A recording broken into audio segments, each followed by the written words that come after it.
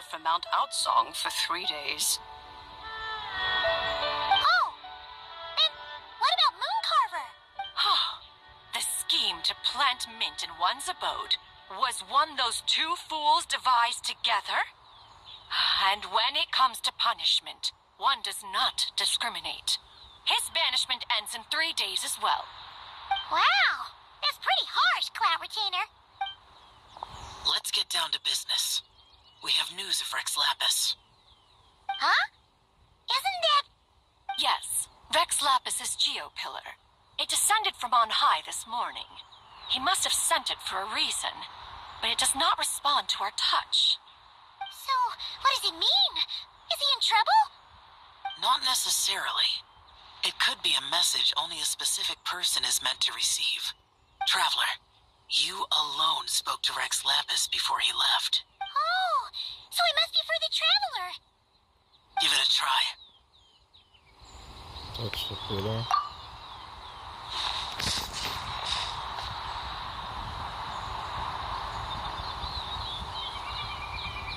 Come to the spring on Mount Chingsa.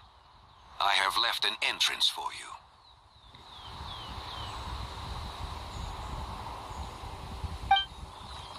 Well? Seems like he might be over at Mount Chingsa. Just as one surmised, it seems that Rex Lapis will not countenance our involvement in this matter. That would not surprise me in the slightest. He's always had a soft spot for the Traveler, after all. But be that as it may, we have served Rex Lapis for millennia now. In other words, I'm sure this has nothing to do with favoritism. He's probably just trying to protect us. That's right. So you mustn't let your guard down, even if Rex Lapis is by your side. Don't worry, I won't. Alright, let's get going. We'll try not to keep you all waiting.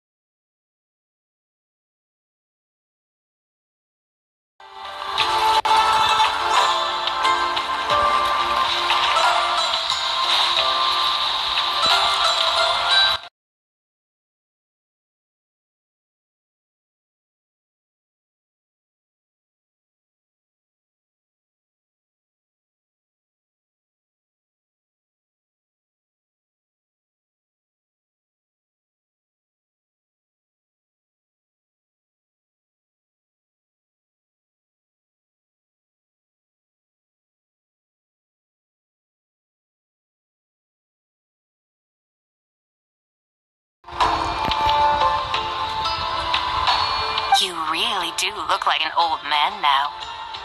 This is a shower lantern, not a moon lantern.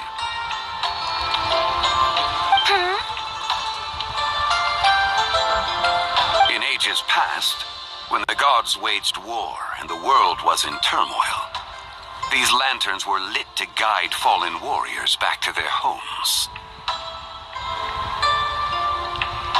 Had you tarried in the mortal realm for but a little while longer, you might have become quite accustomed to them. Even so, it bears such a striking resemblance to the moon lanterns they used to offer up to the heavens. Could this truly be mere coincidence? Perhaps in some sense it is, yet in another, it isn't. For instance, who is to say that some of Langan's magnificent jade did not become part of the very foundations upon which Liyue Harbor now stands? It is conceivable that this ritual was transmitted in such a manner too. Now, let's not let ourselves get carried away. For all its splendor, do not forget that, in the end, even Langan could not escape its heaven-sent fate. Alas, it is just a pity that the little creatures of this world may never again lift their eyes to the moon, even should misfortune befall them. But you, Geolord, now that you rule this realm, why take the... Are you not afraid that you might be sullied by the curse of time that was laid upon me? There is no risk to speak of. At least, not in comparison to that which you took when you defied the heavens all that time ago. As I have stated, time and again, it was not I who defied the heavens.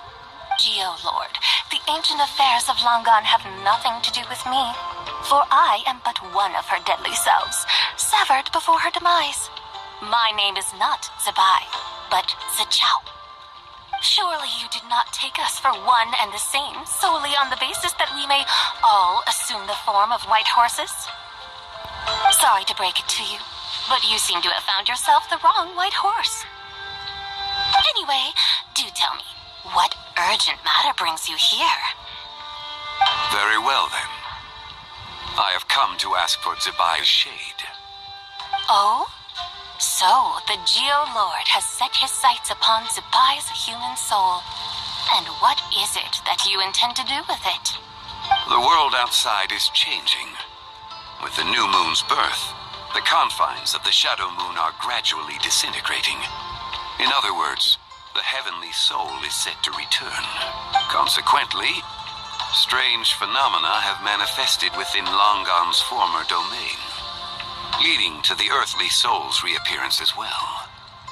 The last of the trio, the human soul, is in your possession. Most intriguing. My intention is to gather all three together, so that an old friend may finally make her return. I must admit, it seems that some remarkable affairs are coming to pass in the outside world. Yet there is one thing you seem to have overlooked, Lord of Geo. Back in the day, it was you that freed me from that painting. And afterwards, I took up arms in your name. Together we first subdued Chenyu Vale, then brought peace to Mount Qingse. It was for this cause that the contract between us was made. But now that the debt has been repaid, what cause have you to expect my aid? Zebai and I have long been friends. Given not only that you were manifested from a corrupt desire within her divine form, but that you also possess a fragment of her soul, how can you purport to be the wrong white horse? I think you'll find that we are now as separate and distinct as any two beings ever were. What once shone with radiant purity has long become dust. What you see is no longer what it was. Oh, great Lord of Geo. Should this still be unclear to you, I bid you take your leave. It seems that the fault lies in my own lack of consideration. As you wish, I shall let this matter rest. Wait! One moment, if you will. Should this not be your opportunity to propose a new contract? The part where you make me an offer I simply couldn't refuse? Even those puny mortals know how to haggle when striking their bargains. Should you, the famed god of contracts, not likewise strive for success through negotiation? Come now, enough with the posturing. It's time to name your price. Very well. I had, in truth, prepared a new contract for your consideration. Tense, carefree, and untroubled. Occasionally, I even find sport in teasing the mortals who stumble into my presence. Then why persist in telling them those ancient stories? I speak of what transpired before the sky collapsed and the earth sank into itself. That is merely my way of passing the time. And what of it? Would any believe, much less remember, the ramblings of a mountain hermit? Those tales have long since spread throughout the mortal realm. Who? Should my words prove insufficient, I invite you to see the world for yourself. To this end, I have found you a pair of trusty guides. The lantern rite is presently underway in Liyue, and should prove quite intriguing for you. So this, then, is the contract you have prepared for me? Indeed it is. Think of it as a contract for a one-day festive excursion. Surely you do not hope to offer this in exchange for Tsubai's shade. Yourself. You can always decide afterwards. The final determination, of course, shall rest with you. Is that so? Then perhaps this deal might not be entirely off the table after all. Where then are these guides of which you speak? Hey, it's Xiangli! Oh, we've been looking for you everywhere. We thought you might have gone missing. And this is... You're here. So these are my guides. Well, well. They certainly look the part, I'll give you that. Guides? Oh, you poor innocent little creatures. The benevolent Lord of Geo has soaked you to me, which means that for the rest of this day, you belong to me. Sold us to you? Just what have you gotten us into, Xiangli? The situation is not quite as dire as that would sound. I ask only that you accompany my Adeptus friend on a tour of Liyue. And you will help us after that. I would suspect that depends on how well you entertain me. Entertain you? Where would you like us to take you? Let us start with this Liyue harbor of which I have heard so much. Nowhere is quite so fascinating as a place teeming with little mortals. How come this Adeptus sounds so different from what Paimon imagined? Let's just follow this right here. Okay, we'll take care of it. Get ready to find out why they call Paimon the best travel guide in all of Tibet.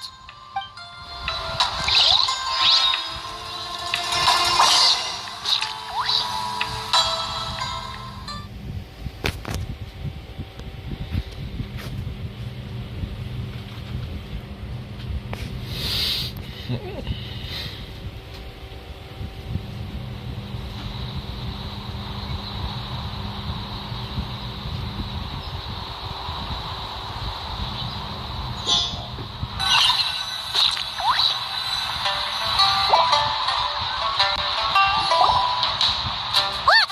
We've arrived at Liyue Harbor. Not only is it Tibet's busiest port, it's also the beating heart of Liyue. So, dear Madam Adeptus, where would you like to go first?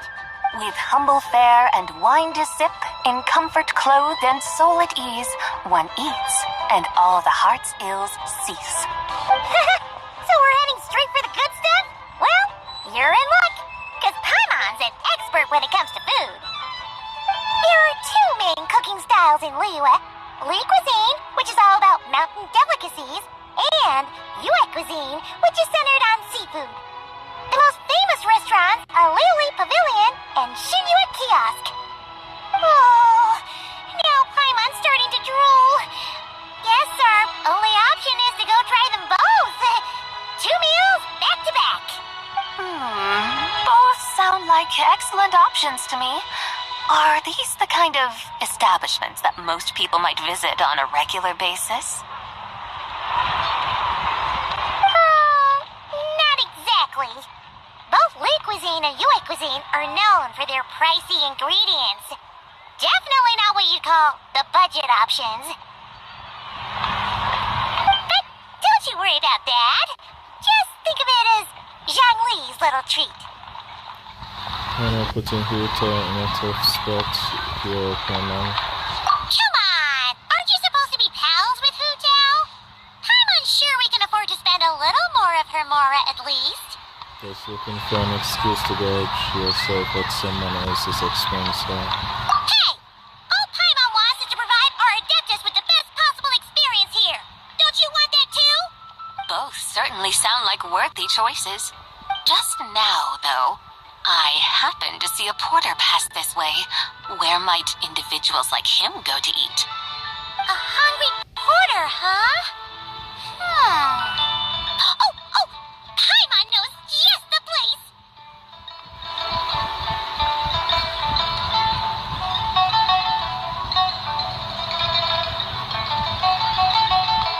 1 minute or so. Yep. Nothing fancy schmancy there.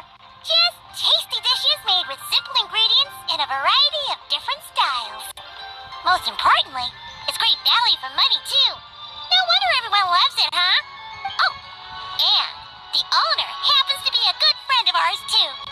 One mean restaurant. Yes, even the name itself feels lively and down to earth. All right, let's make it our first stop. Yippee! That's a great choice, too. Alrighty, let's head over there right away. I can't wait to dig in. Wamin Restaurant, here we come.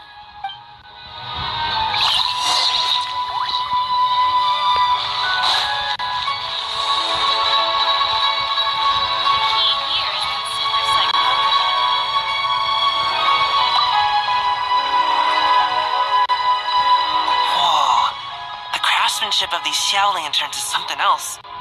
How does Lanyan do it? Oh, hey, traveler. Happy New Year. It's like we're always making a charlatan. Yup. Took me ages, but this one's turning out pretty decent. I'm gonna paint Manzai on it, too. Oh, and I gotta make one for Pops. Whew, that should do it. All that's left is sending it off to the sky.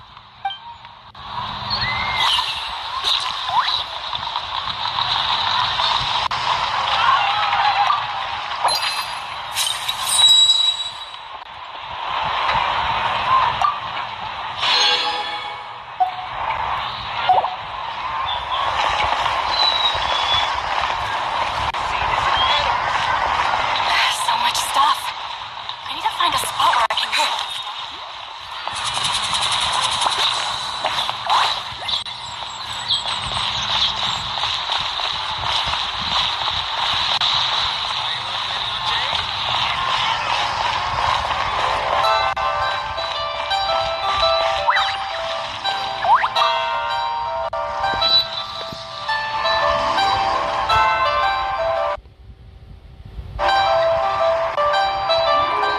Another one finished.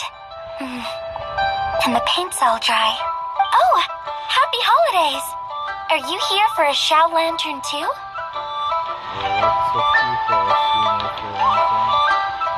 Yep. You know how Miss Pingxi made a customizable lantern frame? Well, lots of people bought them to tinker with. Oh, Gaoming got one too. I offered to help, but he was adamant about doing it himself. Some of my neighbors had an idea about what to make, but didn't know how to execute their vision, so they came to me for some hands-on help. And after weaving them for everyone else, I made one for myself, too. Now it's just time to release it. What wish should I write?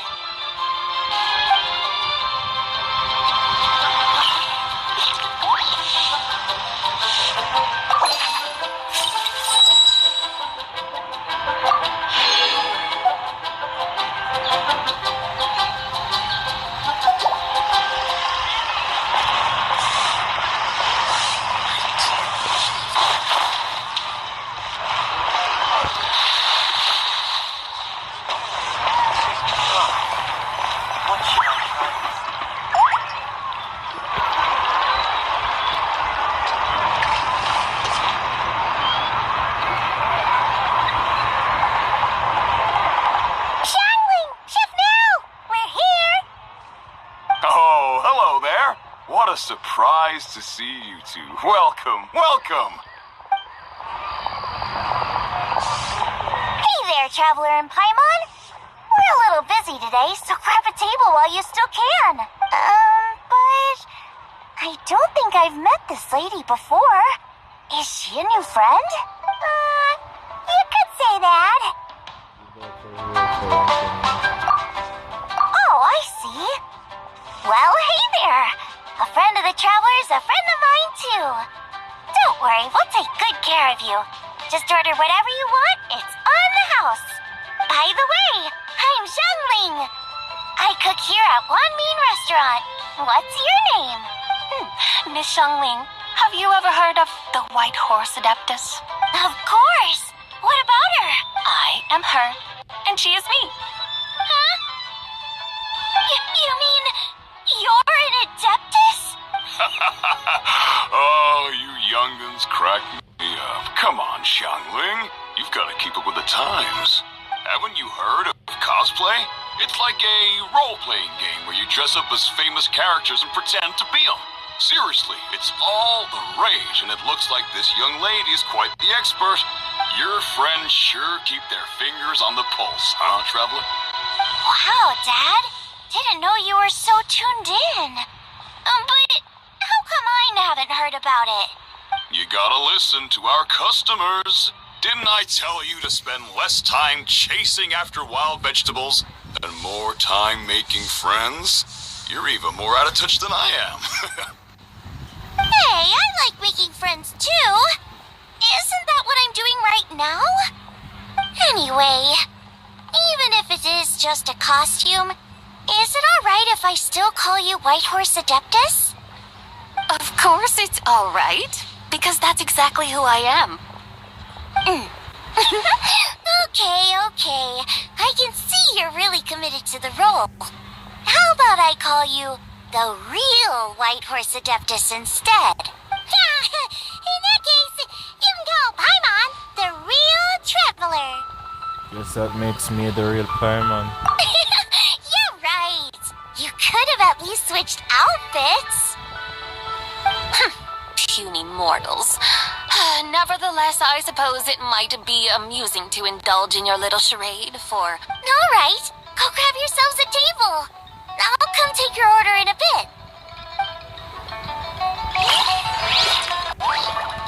Listen, let me tell you how.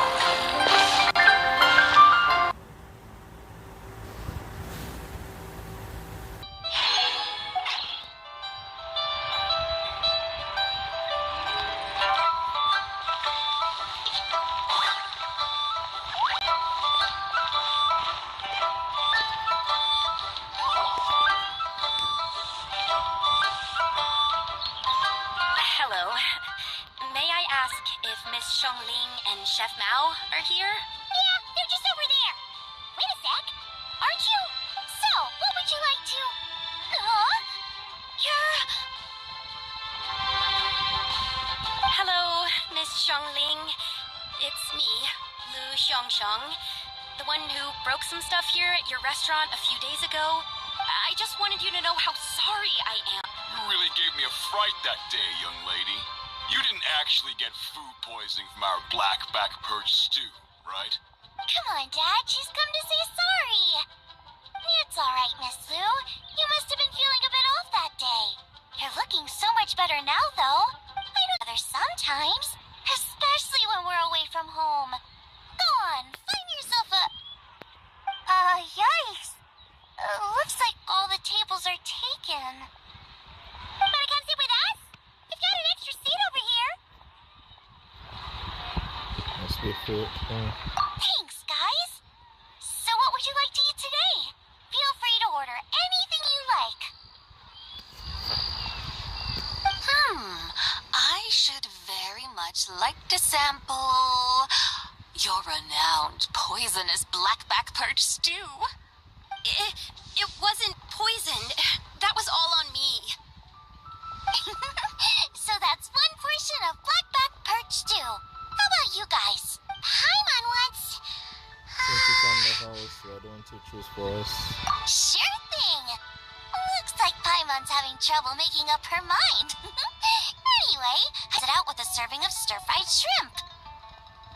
And since it's lantern rite season, you better try out the triple-layered consommé and come and get it too. Those are our seasonal specialties. As for the carbs, since we've got a full table, how about some right at home? Along with our special chili mince cornbread buns. Trust me, you won't be disappointed. And for dessert, I'll whip you up some Lucky Snow Delight. I just came up with it a few days ago, and I can't wait for you to try it. Wow! Sounds like quite the feast. Looks like Paimon's in luck today. Am I the only one who thinks that's way too much? Not at all. Don't worry, I know what I'm doing. And to top it all off, our star dish, Adeptus Temptation. You should know that we don't often serve this here at Wanmin Restaurant. But since this is my first time cooking for the White Horse Adeptus, I'm pulling out. Hold on. Did I just hear Miss Xiangling mention the White Horse Adeptus? You did indeed. And you're looking right at her. That's a joke, by the way. She's cosplaying. Oh, I see. Phew, almost believed you there for a moment. Tell me, little one, what business might you have with the White Horse Adeptus? It's a long story. Basically, a while back, I took part in an archaeological dig over at the chasm.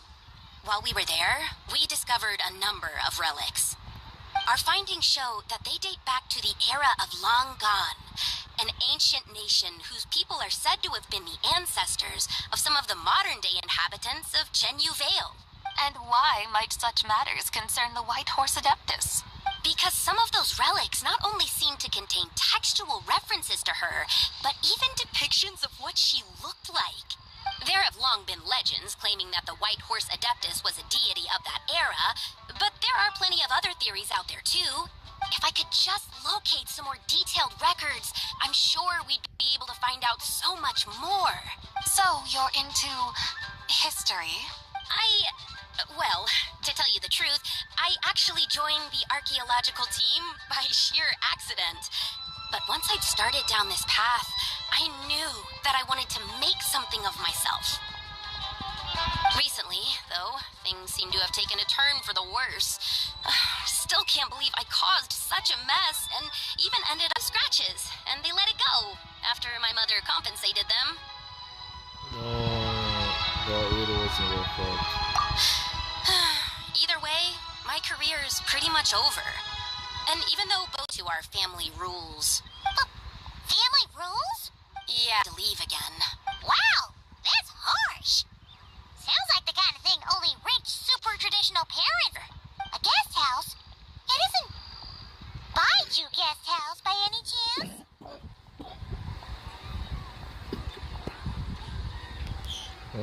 So Boss Lou must be Yep, he's my grandfather.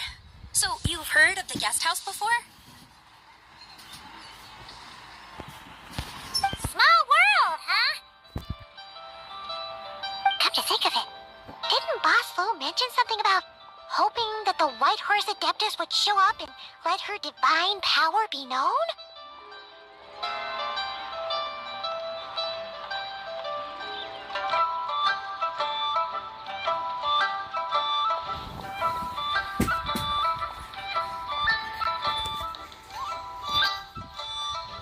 Sure, but Paimon's guessing this wasn't exactly what he had in mind. Little one, it sounds to me that your family is rather well off after all. What then drew you to archaeology? Why subject yourself to such unnecessary hardships? Even if I stayed at home, there's no guarantee I'd lead a nice, easy life. Just look at my father. Recently, my grandfather put him in charge of the guest house, and he came up with a bunch of ideas right away, starting with changing its name. That didn't turn out well, though. My grandfather yelled at him for days, even calling him a bad son, and they still haven't let it go. Oh! Paimon thinks we might have heard about that too. Long story short, being dependent on others is never fun. You just end up being completely under their thumb. That's why I want to make it on my own out here, no matter how hard it is. After all, as the saying goes, to rise above others, one must endure the hardest of hardships. What's so funny about that? You poor, innocent little creatures never fail to amuse me. To think you would endure all manner of hardships in your brief time on this... Huh? Tell me, what is it that you truly delight in? Archaeology? Martial arts? Tea planting? Or perhaps the keeping of a cat? Quite so exhausting.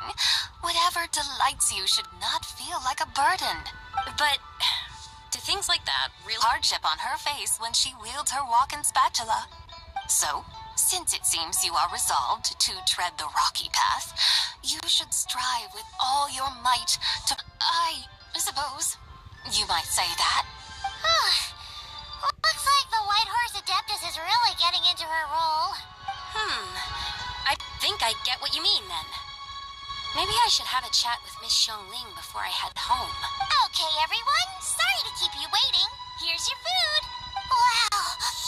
It all smells so good. Oh, finally, I get to try that famous poisonous stew. Hey, didn't you hear what Shang said? It wasn't the stew. If anyone's to blame, it's that other you. What's up?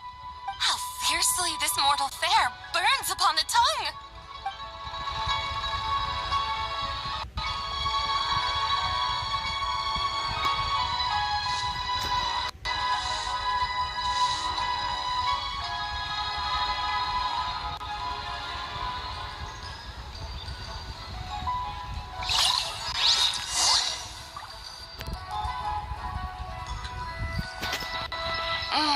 Most satisfying as poisonous stews go.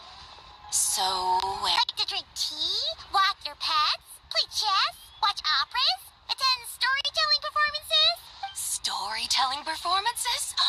You know, like, listen, the divine damsel of devastation, through the eyes of a dragon, or the sanctification of Tao Do. What about the story of the bright moon that sits in the sky above us? Paimon doesn't think she's heard that one. Still, the moon does come up quite a lot. It's even in the name itself. The Yue in Liyue actually means moon. Since we're on the subject, you like telling stories yourself, right? Why don't we go check it out? In that case, I'll have to trouble the two of you to...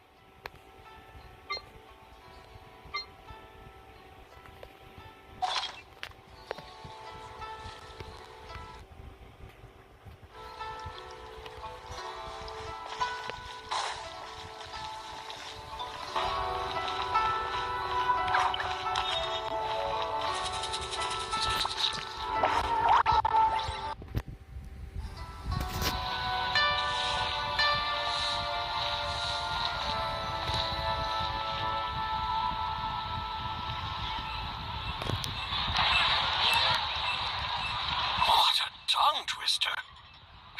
I'd have made a complete fool of myself if I tried to say it on stage without practicing it first. Huh. Call yourself Iron Tongue Tien. Wobbly Tongue Tien, more like. I used to have that problem, but if you just take your time to grasp the meaning,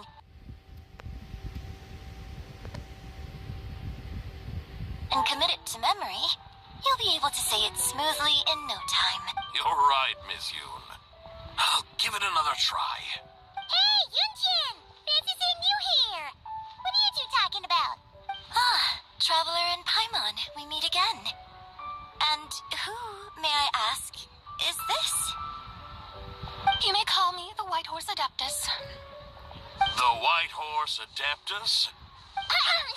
She's not really an adeptus. She's just cosplaying as one. I see. Well, it certainly looks like a lot of fun. Oh, funny you mention it. This type of thing is actually something I'm quite familiar with. Once, to perform through the eyes of a dragon, I decided to imagine that I was Rex Lapis himself. It was the only way to truly inhabit his mindset and understand his resolve to quell those demons. Sounds like you just wanted an excuse to feel all big and powerful. Hey, that's... You just don't understand how inspiration works. You're one to talk. Paimon's traveled all over with the Traveler, and she's seen things that would make your jaw drop. All right, then. Since you claim to be so knowledgeable, why don't you prove it by reciting an ancient poem? An ancient poem? Which one? Ha! See? You mean to tell me you've never even heard of the ancient poem called An Ancient Poem? And they challenge each other's IQ. What kind of a title is that? Quit teasing, Paimon. We only just found out about that ourselves. He's talking about the writing on those ancient relics. When we first saw it, we couldn't figure out what it all meant. So in the meantime, we decided to just refer to it as an ancient poem. However, thanks to the painstaking work of the scholars who were tasked with decoding it, it seems like that's exactly what it was. Or rather, an ode offered in veneration of the moon and the White Horse Adeptus. Oh, yeah! Didn't Kuching mention that before? It's got something to do with Longon, right? That is correct. The Ministry of Civil Affairs has issued a notice stating that, although it is true that the moon may disappear tonight, we should be in no danger. In other words, there's nothing to fear. But if you're worried, we can always take a leaf from the Book of the Ancients. By reciting this poem, I mean, and calling for the White Horse Adeptus' aid. Oh, seriously? Paimon has to get a look at this.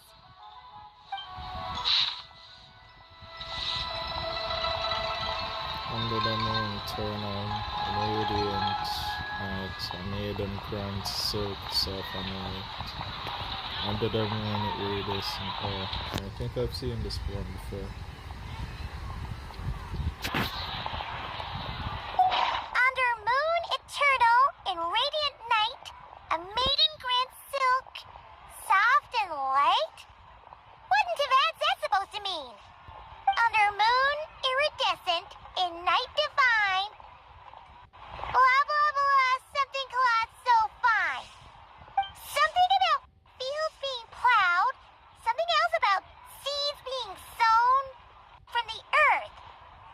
Seriously? What is this? The fields are plowed, the seeds are sown, and from the earth, life is grown. Whoa! You did that without even looking! Bravo! Bravo! We have an expert in our midst. Looks like this young lady really does know her role inside out. If I didn't know any better, I'd have taken her for the real deal. That's because I am the real deal. That's the spirit. This is exactly the kind of mindset I was talking about. Behold, mortals, I am none other than the indomitable Rex Lapis himself. Kneel before my godly splendor. Believe me, young lady, I know exactly why you do it. Back in the day, I was just like you. I must say you are rather amusing as mortals go. Miss Whitehorse Adeptus, it is a great pleasure to make your acquaintance today. I have some questions regarding the poem, and I was wondering, perhaps, if you might be able to shed some light on it? You want me to explain the full meaning of its verses? Your guidance would be much appreciated. Fascinating. Tell me, do all the people of Liyue still express such reverence for the ancient ways? Well, it's true that we hold a deep fondness for our history, but it is hardly our only pursuit. One of my good friends, for instance, is even more devoted to the modern Fontanian art of rock and roll. Exactly. And don't forget, great practitioners of the role-playing arts walk among us too. People like me and you, young lady. Yes. So rather than placing too much emphasis on our reverence for the ancient ways, it might be better to say that here in Liyue, 100 passions bloom, each with a voice of its own. I see. Then, I suppose it wouldn't do any harm for me to enlighten you. In truth, it is but a simple poem of blessings. Its meaning is this. As the eternal moon rises in the night sky, a maiden adorned with lustrous jade descends upon the earth. She blesses the kudzu vines and mulberry leaves, so that they may be used to make coarse cloth that is nevertheless soft, light, and comfortable to wear. As the iridescent moon rises in the night sky, a maiden adorned with lustrous jade descends upon the earth. She blesses the kudzu vines and hemp, so that they may be used to make fine, luxurious cloth.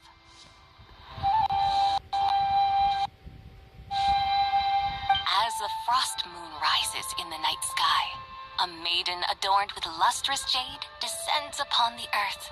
She blesses the mugwort and artemisia, so that they may be perfect for divination. So she really did come down from the moon? She shows the people how to use the plow and spade to purge the land of weeds, till the soil, and heap up the earth to make it fertile. Then with the hoe, she teaches them to sow their grain, bestowing the promise of life upon every seed. She blesses the millet and the beans, ensuring that their stalks and vines stretch forth without end. She graces the wheat and the rice, so that their heavy heads are filled with plump, glistening grain. Sounds like she's a real pro at all this farming stuff. The fruits of the field are harvested and brewed into sacred wine for honored guests. This we reverently present to the divine maiden, with every ceremonial step flawlessly observed, so that she may witness the depth of our piety and respect.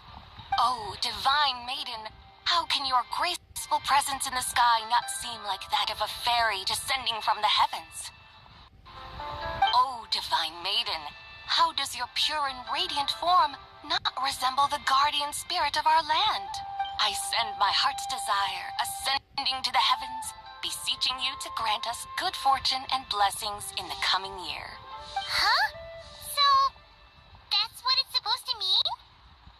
I find myself speechless, moved beyond the power of words to convey.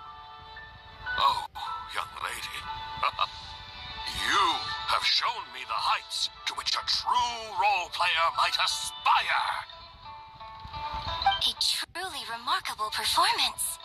I did not anticipate that anyone could unravel this poem with such depth and clarity, and so soon after the Ministry of Civil Affairs noticed, too.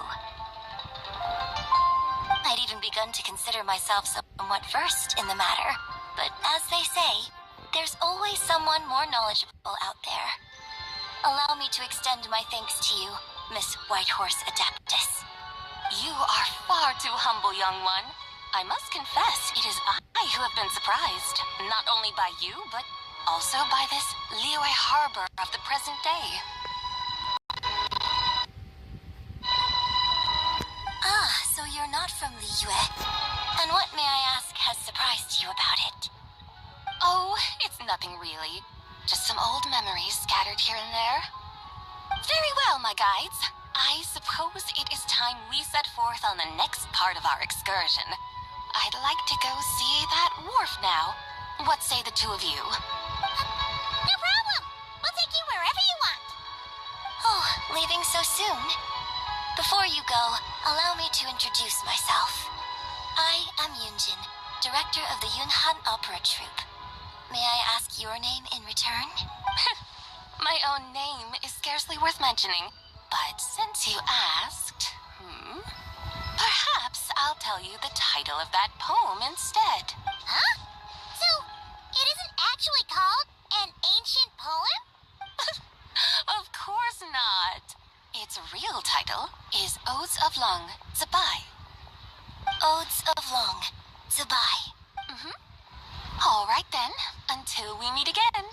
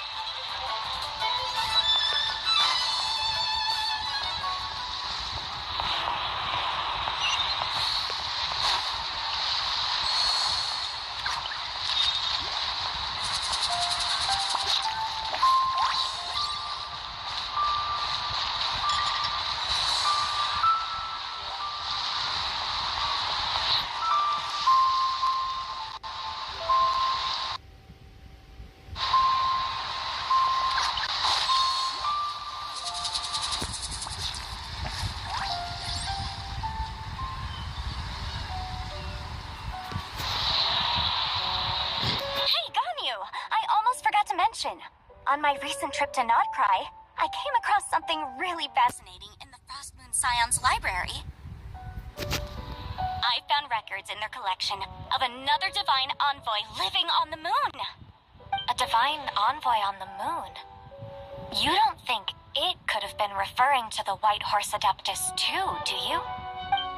No way to say for sure. Still, the similarities between our legends are intriguing, to say the least. Isn't it amazing? Especially when you consider how far apart we are.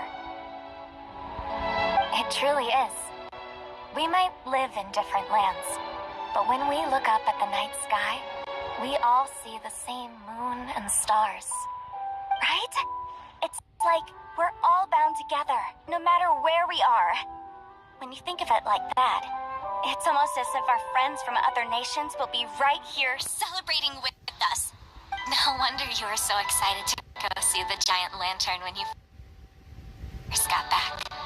Sounds like you're a real fan of the White Horse Adeptus, huh? I guess you could say that. Just a pity she's so elusive. Even Granny's never met her, you know? Maybe she really is just a legend after all. Hey, Yanfei and Ganyu! Trust Paimon. The White Horse Adeptus is as real can be. Huh? Oh, look! It's the Traveler and Paimon! Feels like I haven't seen you two in, like, forever. Happy Lantern Rite. It's so good to see you again. Hey, you two. Happy Lantern Rite. Happy Lantern. Did I hear you right just now, Paimon?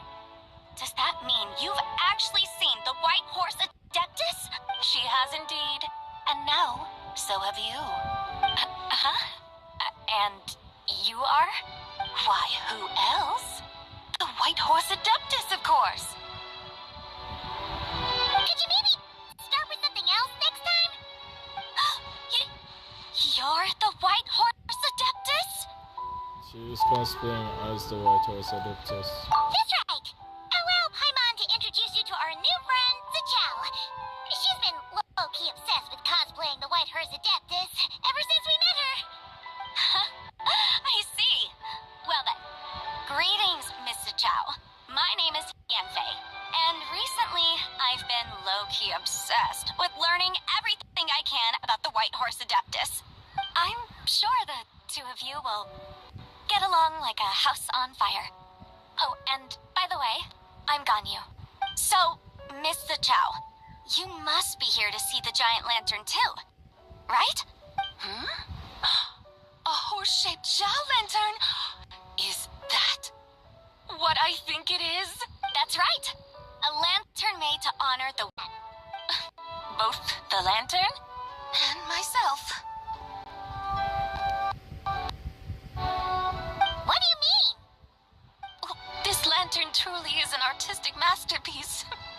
But tell me this. Have any of you ever seen a horse before? Come to think of it, Paimon can't remember ever actually seeing one herself. What about you, Traveler? The body moved together in unison, the White Horse Adeptus running the same way. The image was so absurd. Oh, come on! It's basically a giant piece of fan art! Who cares if it's different than the original? So why laugh at yourself? I was merely laughing at my own ignorance. I came here thinking that the White Horse Adeptus's tale had been long forgotten. Yet here I am, gazing upon a lantern made in her honor. Well, you couldn't have been more mistaken. There are so many tales about the White Horse Adeptus, I'm starting to lose count. Just off the top of my head... Just so you know, Yanfei, we've heard it all like a million times before. Uh-huh. But there's one thing I can guarantee that you haven't. Huh? You mean like a new chapter of her stories come to light?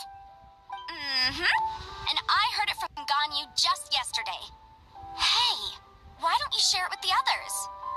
Sure, no problem. Where to begin? Do you guys still remember what Liyue's Moon Chase Festival is about? Of course! It's a festival held in honor of, the Stove God! That's right.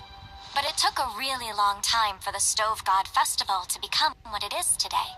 In its earliest form, it was actually an adepto ritual known as the Moon Chase Rite. Paimon remembers Madame Ping mentioning that before, but she never explained exactly what it was. According to Cloud Retainer, the Moon Chase Rite was originally a ritual meant for communicating with the moon. Communicating with the moon? But for what purpose? At first, Cloud Retainer wasn't entirely sure either, as it was always Rex Lapis who performed the ritual. Rex Lapis did it himself? Must have been a really important ritual. That's right. Unfortunately, despite numerous attempts, they never actually received any response from the moon, which is why they eventually stopped performing it. But then, just yesterday, Keqing took a picture of the moon being obscured by a dark hole to Cloud Retainer and asked if it had anything to do with the Moon Chase Rite. The moment Cloud Retainer saw it, it suddenly dawned on her that the rite might have been an attempt to reach the White Horse Adeptus all along. Does that mean Zhongli's been trying to bring back the White Horse Adeptus all this time? So how about that? Bet you never thought there might even be a link between the White Horse Adeptus and the Moon Chase Festival. It's quite the revelation, yes.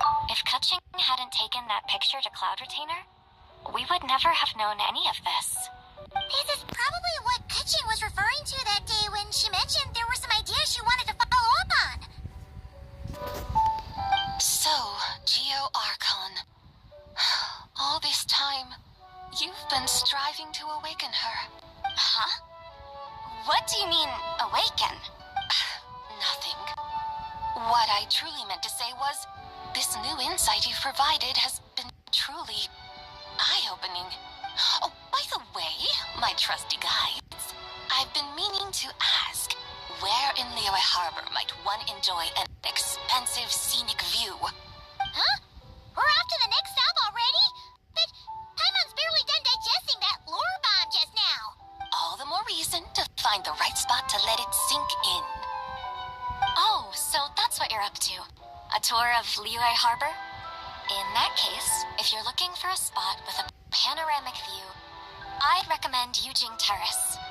That's a great idea. Since the terrace is on higher ground, the sea view from up there's so much better. Great! Well, the lantern ride's about to start, so we should get back to Granny's now. Hope to see you all at the festival tonight. Oh, you're off too? All right then. See you both soon. See you soon!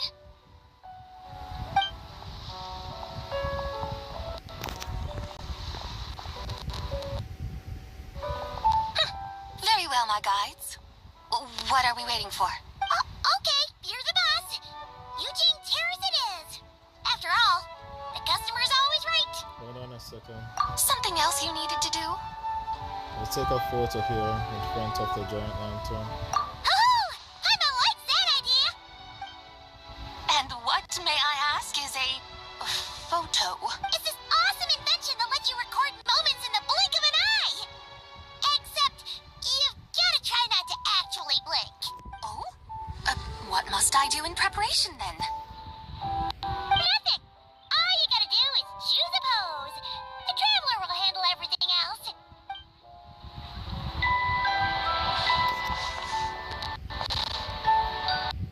Come on, let's give it a try. Look, we got a great picture. Paimon's gonna call it The White Horse Adeptus Meets the White Horse Adeptus in Liyue Harbor.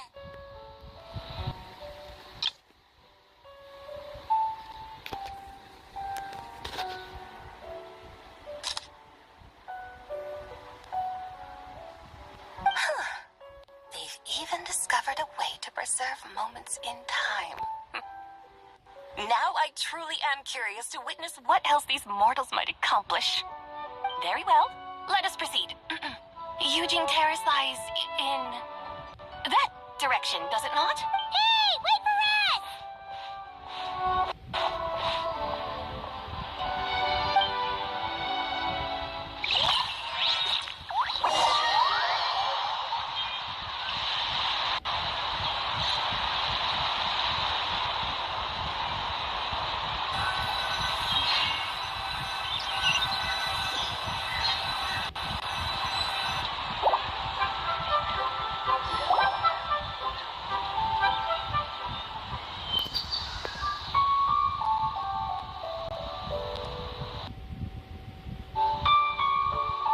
Truly a marvelous view if ever there was one.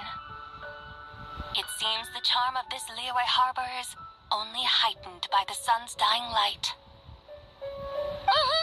And soon, people will start releasing their shell lanterns to mark the most important day of the year. Practically everyone will be with their friends and family, eating a big meal, chatting, and even setting off fireworks. Trust Paimon, it'll look even more amazing then. What do you say? Want to stay to see that? No need. Let us bring this weary day to a close. Weary day?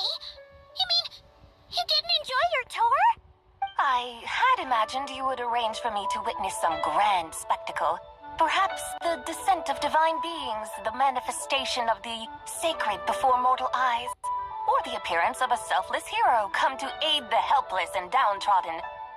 Or, should that not come to pass, then at the very least spend a little more coin. For that, it seems, is how one finds true enjoyment. Alas, but there was none of these.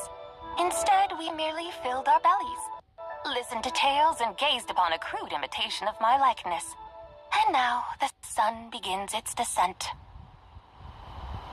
What a day of quiet tedium. We're so sorry. If we'd known that was what you wanted, we'd have done it all differently. It's all that Jiang Li's fault for not making the customer's requirements clear. Well, it's too late now. Do you still believe I would part with that soul fragment, now so intertwined with my very being? But Quit scaring Paimon already. I knew you were the more astute of the pair. Huh? You were just trying to scare Paimon? It seems the realm of the Geo Archon has a way of making one more stony-faced. So, you were just pulling Paimon's leg? Of course. I was merely engaging in a little banter with the two of you. Long ago, I shared tales with various mortals who chanced upon my mountain abode. Never did I imagine that those stories would endure. It seems I greatly underestimated them. Perhaps, as your Geolord said, a few pieces of ancient Langan's magnificent jade have truly become part of the very foundation of this land. So, you've decided to help us? Again, that goes without saying. I made up my mind some time ago now. When I beheld a rather intriguing scene as I set foot in this city, I saw porters passing through the alleys, setting down heavy wooden crates from their weary shoulders. Peddlers pushing carts as the kites and lanterns upon them rustled gently in the breeze. I saw cooks cooking, actors acting, scholars reading, soldiers marching, children playing, elders resting, officials officiating, and the common folk absorbed in this or that, reveling in the simple joys of life.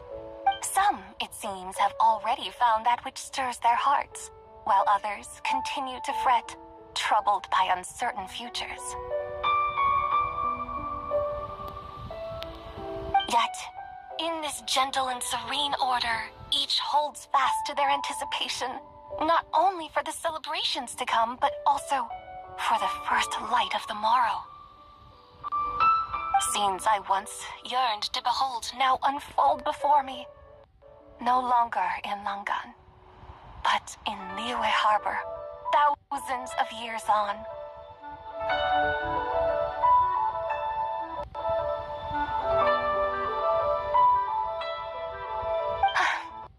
How wondrous is this mortal realm. Thank you, Whitehorse Adeptus! Thank you so much! Adeptus, Adepti.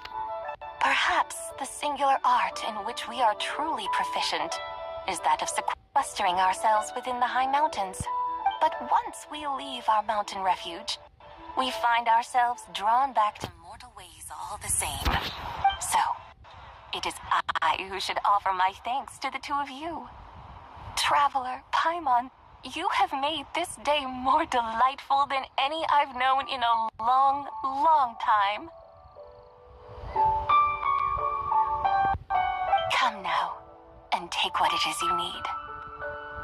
You mean, like, right now?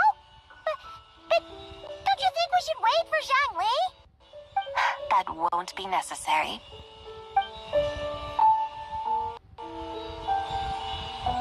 All things shall meet again in their time, for the waters know no rest, and the flowers their appointed season.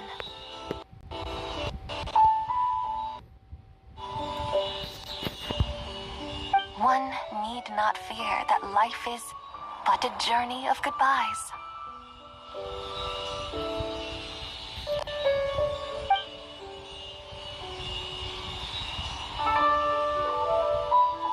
Is she gone?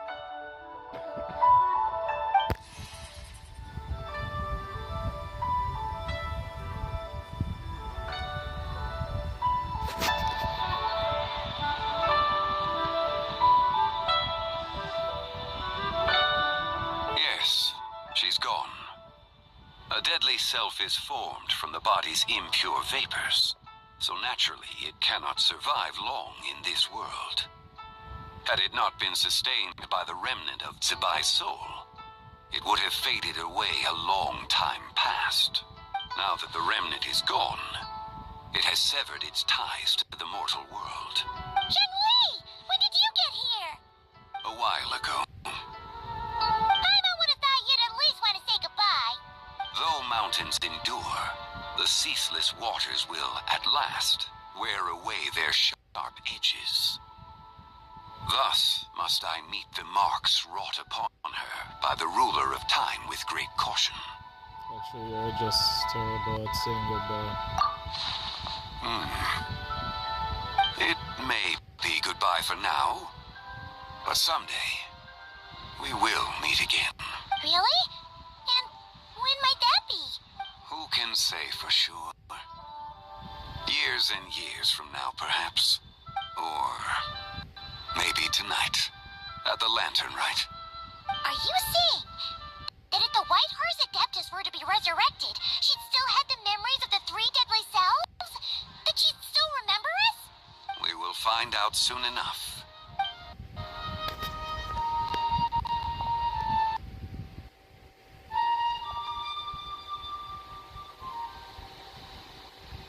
It is time. The rite is about to begin.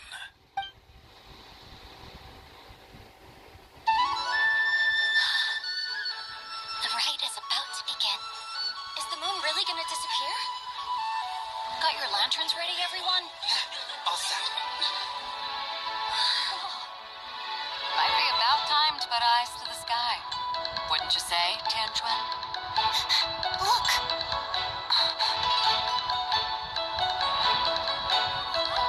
When the sun's out, eat the sun. When the moon's out, eat the moon. Whoa, is this the lunar eclipse? Under moon eternal, in radiant night, a maiden grants silk, soft and light. Under moon iridescent, in night divine, a maiden grants for you. Under moon of frost, in night so great, a maiden grants tools to divine our fate. The fields are plowed, the seeds are sown, and from the earth, life is grown. The seedlings stretch, the crops do rise, and all unfolds before our eyes. Fruits are gathered, sweet wine. These gifts we offer to our Lord.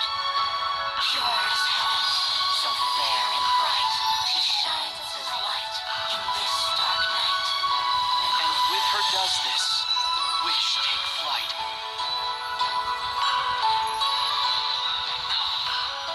Devoted soul, scattered and unbound. Let this lantern guide you home. By its light be found.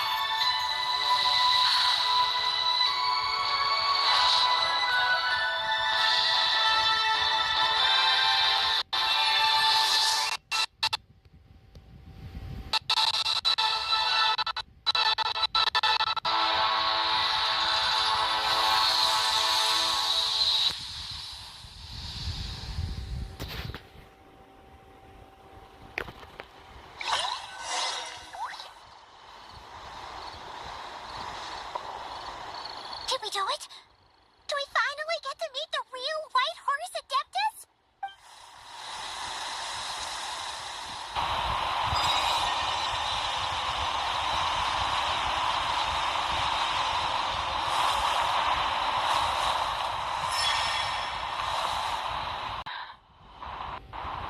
This place. Where am I? A familiar land, now known by the name of Liyue. Liyue? The peaks adorn the clouded moon. Then, who might you be? Oh no! She seems to have lost all her memories after all. And those countless lights in the sky. What are they?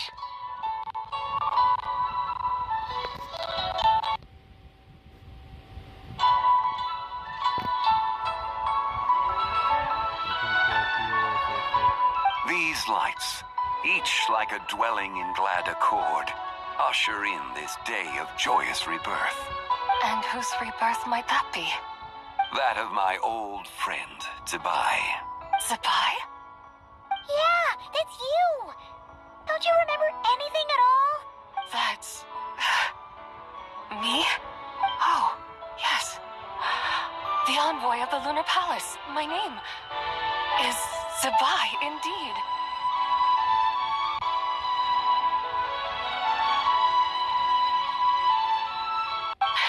Then you must be the Lord of Geo, Heaven's Star. Many years have passed since we last saw one another. Zibai, my friend. Welcome home. Home?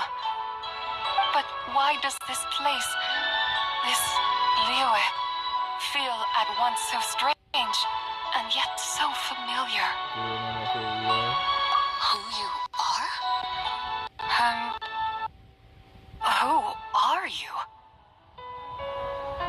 Ah, yes, I remember now. You are that young Wushu dancer, the one who seeks disciples. That's right. How fares your quest for disciples? It must have yielded a truly prolific body of students by now, I trust. Hey, you've got it all wrong! You're talking about gaming! But I could have sworn.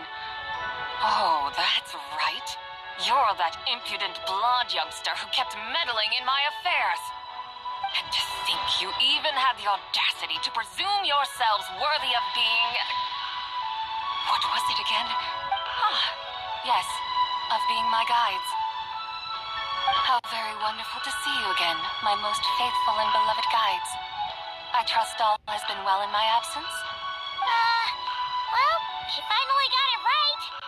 But that sudden mood swing felt even weirder. It's like her head's packed full of slimes. It is possible that her cells have not yet settled. After all, they've only just been brought back together. It may be some time before she fully recovers. Huh? You mean, kind of like she's still half asleep? So how long will it take for her to fully recover? That I cannot say for certain. Perhaps a few days. Perhaps a few years. A few years? Mortal years are but a poor measure when divine beings tread the realm of dreams. Well, if you say so. Anyway, at least she's whole again, right?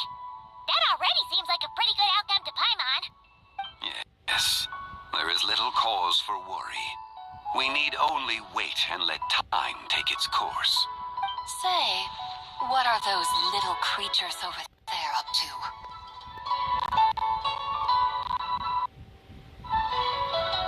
Celebrating Lantern Rite, of course. And those lights up in the sky? Those are all Shao lanterns. This year, each and every one of them carries a little wish inside. Lantern Rite. Then, may I join in too? Of course! Why else do you think we've been running around like headless chickens these past few days? Tell you what, Traveler, why don't we take the White Hearse Adeptus out to celebrate? Who knows? Maybe seeing some familiar faces might help her find her feet? Let's do that. Hey, Xiangli! You've got some time on your hands now, right? Why don't you come along with us? By no means a bad idea, Paimon. Oh, it's a bye. Before Paimon forgets. When we meet the others later, remember to wish them a happy Lantern Rite. Happy, Lantern Rite? Happy Lantern Rite.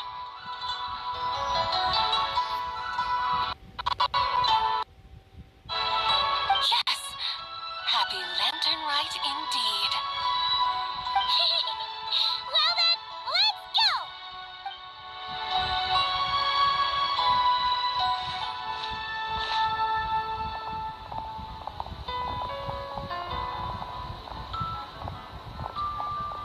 Lantern Rite.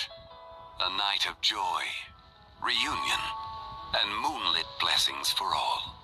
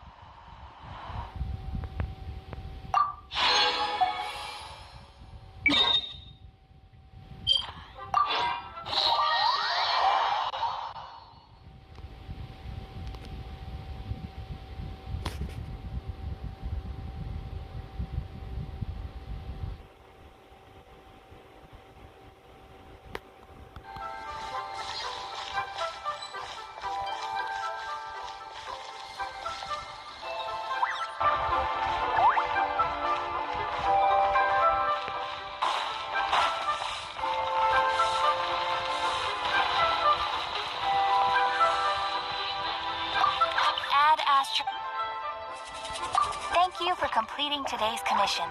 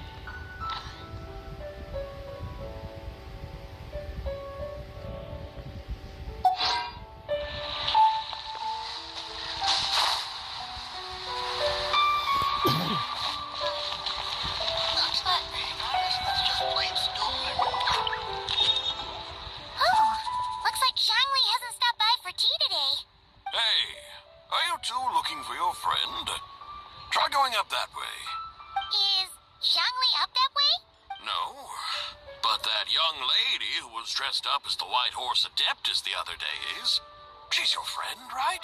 I just saw her head toward Wanmin restaurant. I was wondering why she was eating alone. But then you two showed up hot on her heels. Oh, what luck! We were just on our way to find her. But what's she doing at Wanmin restaurant? I have no idea. I said hello, but she completely ignored me. She couldn't have forgotten who I am, right? I mean, we're kindred spirits, aren't we? Maybe she's still half asleep. Her brain might be a little fuzzy. Oh, that makes sense. I was wondering why her eyes were so red. Her eyes were red? Oh, that doesn't sound good. I need to find out what's happening. You young people, staying up all night because you think you're invincible? Look at your friend, missing out on sleep so she can pretend to be the White Horse Adeptus. That's where that leaves you, you know. A word to your friend from someone who's older and wiser. She really needs some rest. Paimon wouldn't be so certain about the older and wiser part. Yeah, what was that? Nothing. We'll make sure to pass on your message. Hurry along, then. Oh, and don't...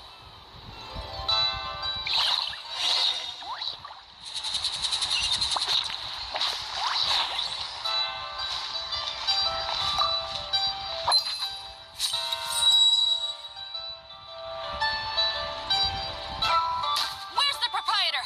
Come out and see me at once!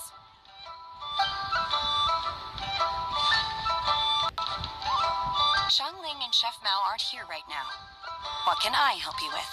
And who might you be? My name is Shenhe. I work here at Wanmin Restaurant. Shenhe. Are you that crane adeptus who loves planting mint? It's been a few days. Have you improved your gardening skills? Did you manage to cover the slopes with mint? Mint? I don't know anything about mint. But I am familiar with Genshin and glaze lilies. Ha! Already casting mint from your mind. How can a practitioner of self-cultivation be so fickle, chasing after every new plant that catches their eye? I'm not sure I get what you mean. Are you delirious from hunger? Would you like something to eat? Shenhe! White Horse Sabai! So this is where everyone is! Traveler, Paimon. It's been a long time. Happy Lantern Rite. Happy Lantern Rite, Shenhe. Is this customer a friend of yours? Yes, you could say that. Don't mind her, Shen. She's just a little cranky because, she didn't sleep well last night and she's only just woken up. Look how red her eyes are. I see. In that case, Miss Zabai, I have a tonic here infused with Shingshin. It's cool and soothing when applied to the eyes. Would you like to try a few drops? Stop right there! Who are you two noisy children? Hey, have you forgotten about us already?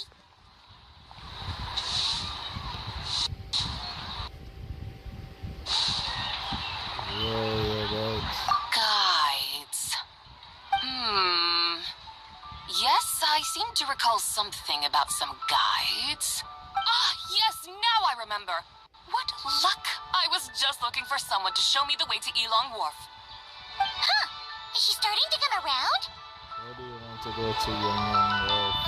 Someone requested my help and... This sounds like Zhongli's doing. He sure knows how to get people running errands for him. What's it, Johnny? Started buying discounted teas. Your friend Rex Zhongli initially requested the most expensive tea, but then a young lady in a hexagram hat mentioned he'd burned through the Wangsheng funeral parlor's yearly expenses at an exhibition a few days ago. As such, he is only permitted to buy items that are discounted this month. Oh, that's his boss, Hu Tao. It's about time she realized the problem and put a stop to his spending sprees. Oh, I see. So that's why you're here. Unfortunately, Wanmin Restaurant doesn't sell tea leaves.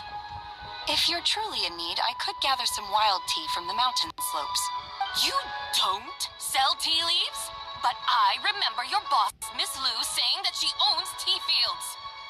You really should get some rest. The person you're talking about isn't the boss of Wanmin Restaurant. She's just like you. She came here to eat. Is that so? Life really is full of surprises. What surprises?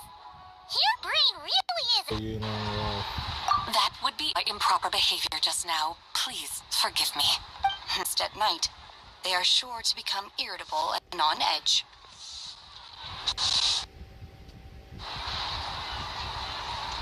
Miss Crane, you appear reasoned and compassionate on the surface, yet I sense dark forces churning within your spiritual core.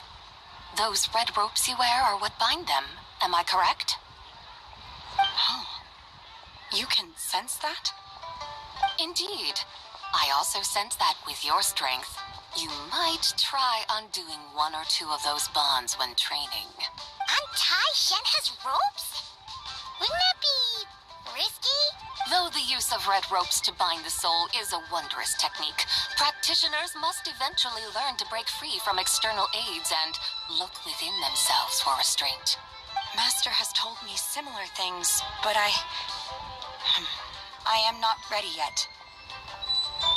Your self-cultivation has progressed far enough. Then I will seek further guidance from my master. If you still have doubts, you can find me at the Baiju guest house. I'll be taking up residence there for a while. For now, my dutiful guides, let us be off.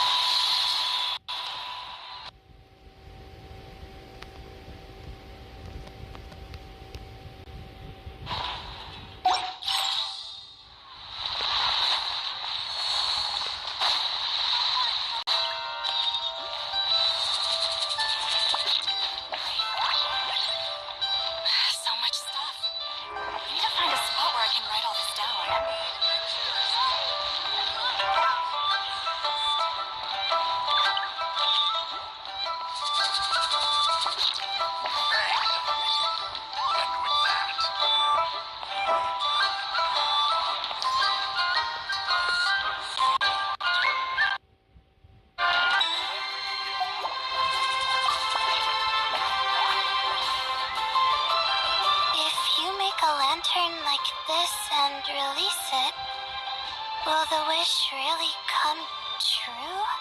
Really? Oh, you're in the UA too? Happy Lantern, right? Yeah. For the festival. Yeah. Yeah, my advisor sent me. She said participating in folk festivals might help spark some inspiration for my research. But I work on star charts. I'm still not sure what that has to do with holidays like this. But she had already bought me a ticket and escorted me onto the boat before I even had a chance to ask. As soon as I got off the boat, a lady stopped and offered me a free shadow lantern frame.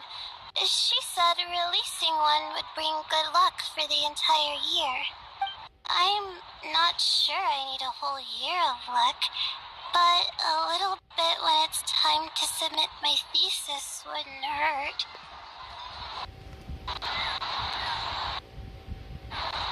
So I followed her instructions and made one. Okay, certainly funny, really. Thanks. I should release the lantern now, right? Oh, I need to write my wish on it first. Finally, a seat with a view.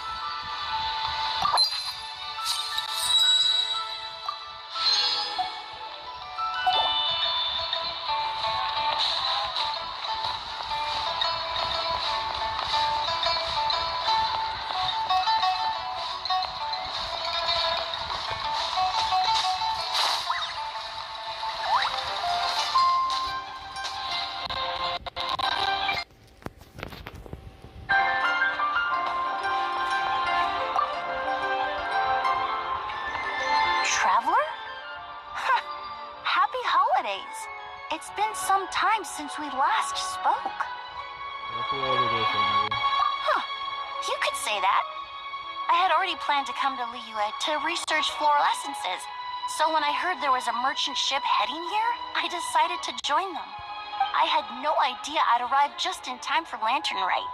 In deference to the season, I've decided to put all work aside and simply enjoy myself. I even asked a young lady to teach me to craft Xiao lanterns. In fact, I was just about to release it. That it's absolutely gorgeous. Thank you. She told me it's tradition to write down a wish before releasing it. Still, I'm not quite sure what to write.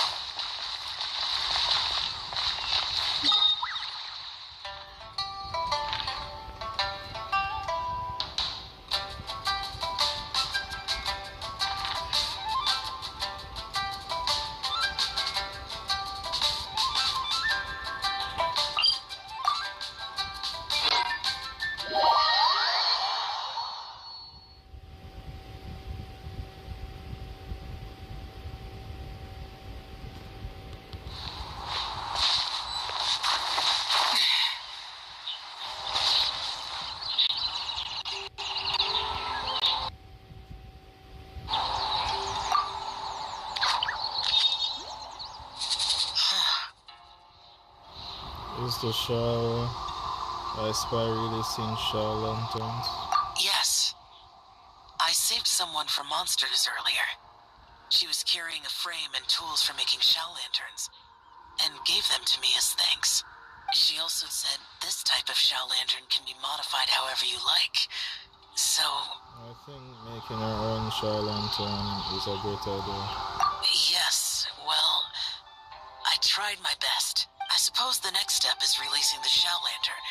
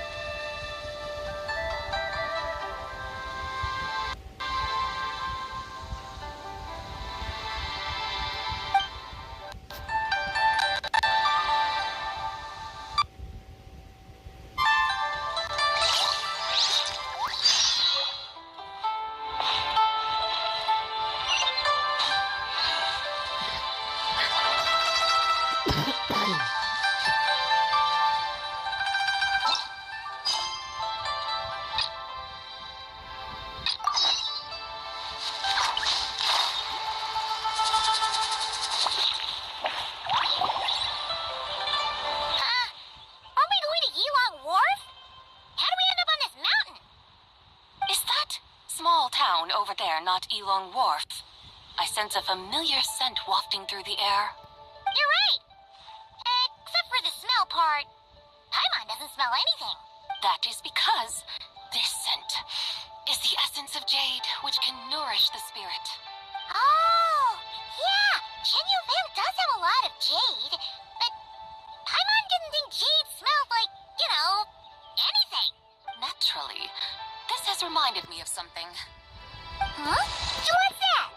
A few simple tricks for mastering one's power.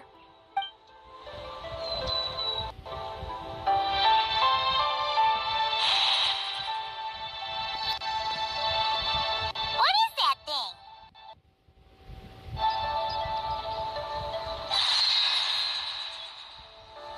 I'm sure you've been to Elong Wharf many times before, but I wonder if you've done so while cruising through the air. You've been such dutiful, dedicated guides, so allow me to offer this fresh experience as recompense. Please step in.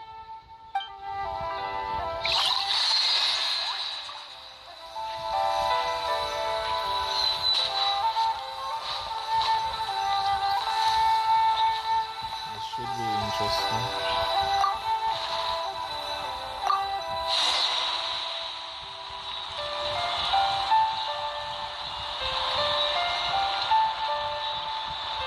This is amazing! Paimon feels just like an adept just flying through the sky. What is this thing? I created it from my memories of the chariot of the Lunar Palace.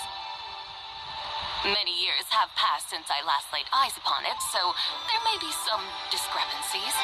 Nonetheless, it is functionally much the same. A lunar chariot? Wow!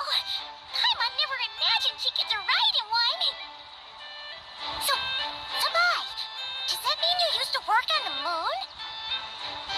Work. That's an interesting way to phrase it, though I suppose you are correct. I was once an angel, a member of a race tasked with guiding humanity. Then, graced by serendipity, I became a moon envoy. Huh? What's a moon envoy? Some kind of super important angel? As you would understand it, a moon envoy is a job title. Any angel, or non-angel, can become a moon envoy.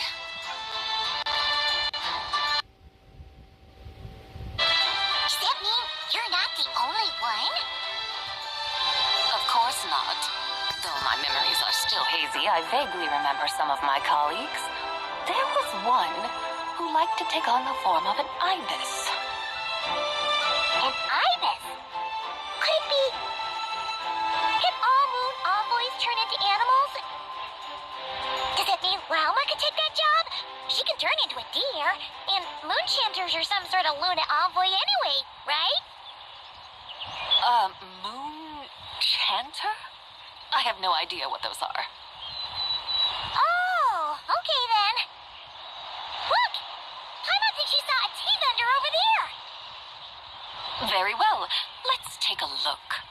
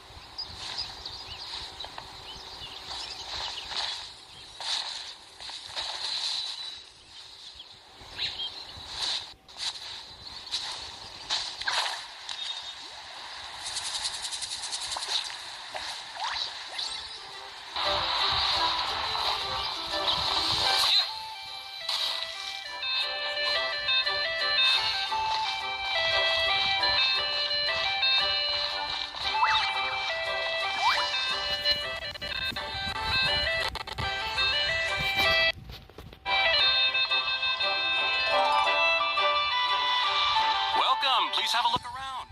We only sell teas of the finest quality sourced directly from Chaoying Village. Right now we're offering a special discount for Lantern, right? Look over there! Discounted tea!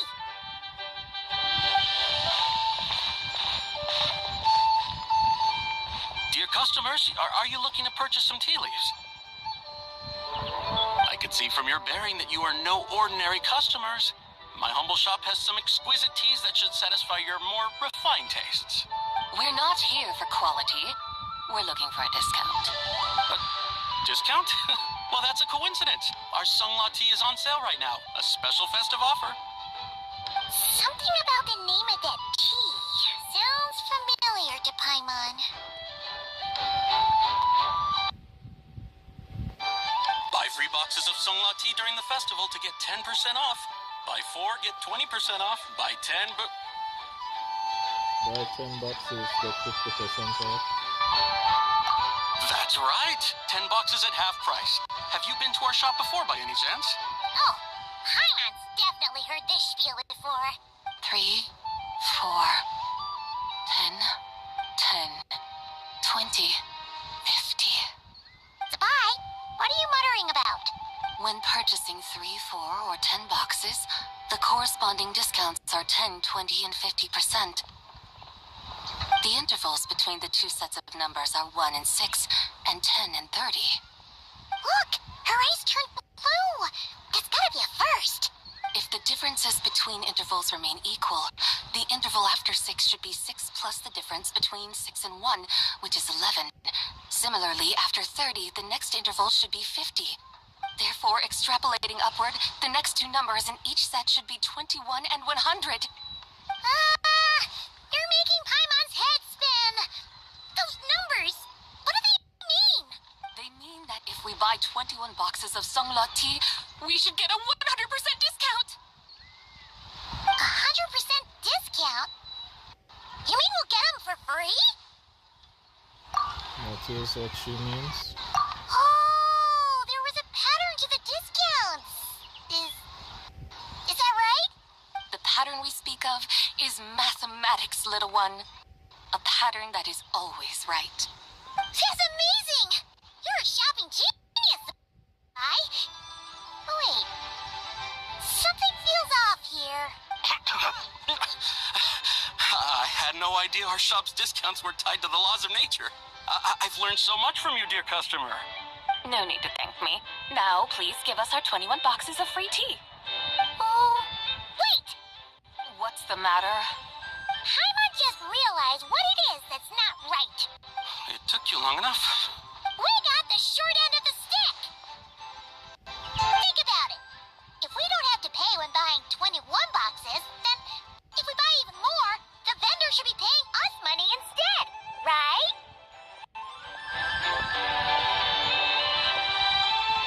Huh? Hey, Zibai, work this one out.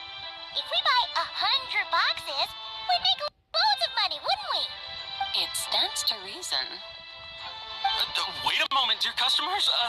Don't you think you're haggling a little too hard? You are the one dictating the discounts.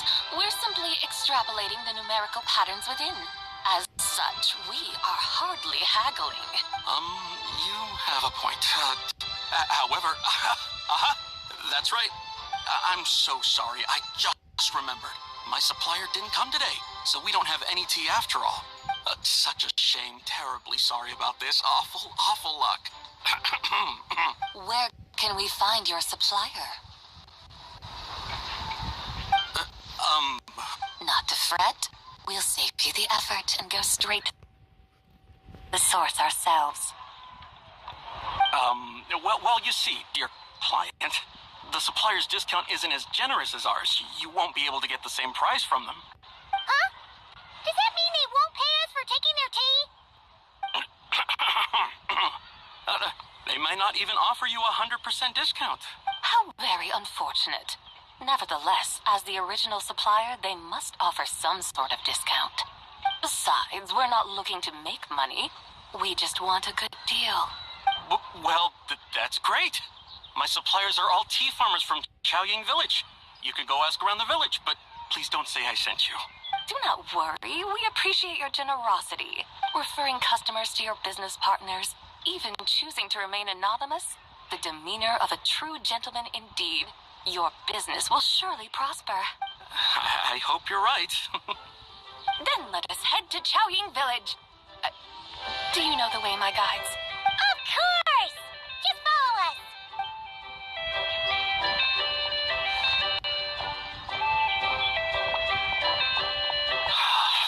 What otherworldly beings were those?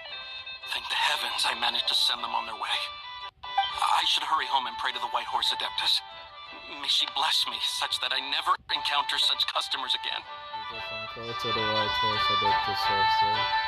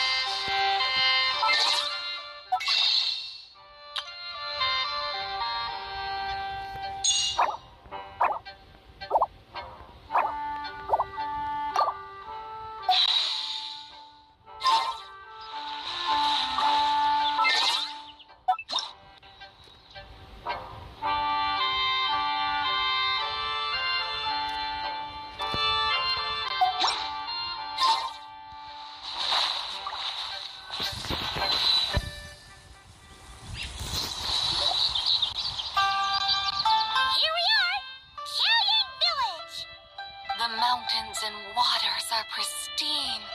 They embody the beauty of heaven and earth. It's a good-looking place, all right. But it's hard to enjoy the scenery when Paimon can't stop thinking about all that tea-buying Mora we're missing out on. Should fate dictate, Mora will find its way to you sooner or later. Well, Morak certainly finds us often enough. He even sought us out in person this lantern rite. For now, let's look around and see if any tea farmers are selling their crop. We'll be able to see more clearly from up high. Let's take to the sky and enjoy the beautiful scenery while we're at it.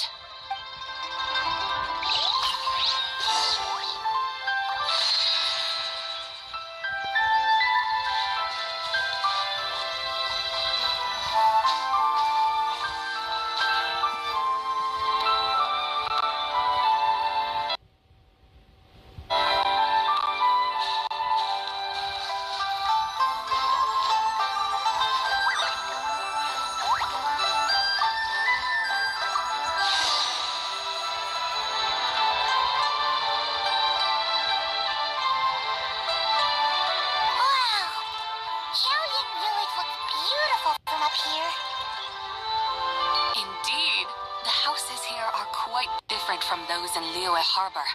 They follow the natural contours of the mountains, forming unique, elegant structures. Yeah, it's super beautiful. The white walls and dark tiles frame the emerald waves of the terraced fields, while the curved eaves and tall gateways juxtapose each other with grace. It's almost too beautiful to be true. The crowing of roosters and barking of dogs, the calls of farmers working in the fields, a vibrant pastoral chorus overflowing with earthly vitality. Yeah, it's incredibly beautiful. you studied the linguistic arts by some chance? Huh? Your vocabulary for beauty seems rather constrained.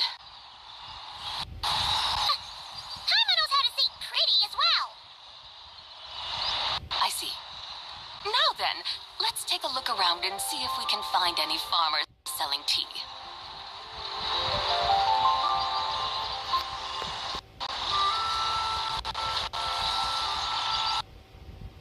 Look! There's someone in that tea field! And they look kind of familiar. Wait, is that Lu Shanxiang? And who is that?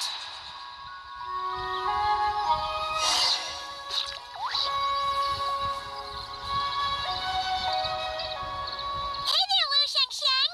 It really is you! Huh? Paimon, Traveler, and the White Horse Adeptus. Fancy seeing you here. The White Horse Adeptus has a name now. You can call her Zubai. And you are... Wait. I remember now, you're... They'll say anything about food poisoning or fish. You're the young lady who wanted to rise above the rest, are you not? Yes, that's me. But I'm in a bit of a state right now. At best, I can say I've fallen below them. Fallen below them? What happened? Like I said the last time we met, I'm being punished according to family rules. My father, mother, grandfather, grandmother, other grandfather, other grandmother. Oh, that's a lot of family members. Yeah, and on the night of Lantern Rite, they held a family meeting to discuss my situation. So, they do care about you. There's no doubt they care. But they think that since I caused all that trouble in Liyue Harbor, it shows I can't be trusted on my own. They decided to ground me. Ground you? Yeah, though they're not confining me to my room.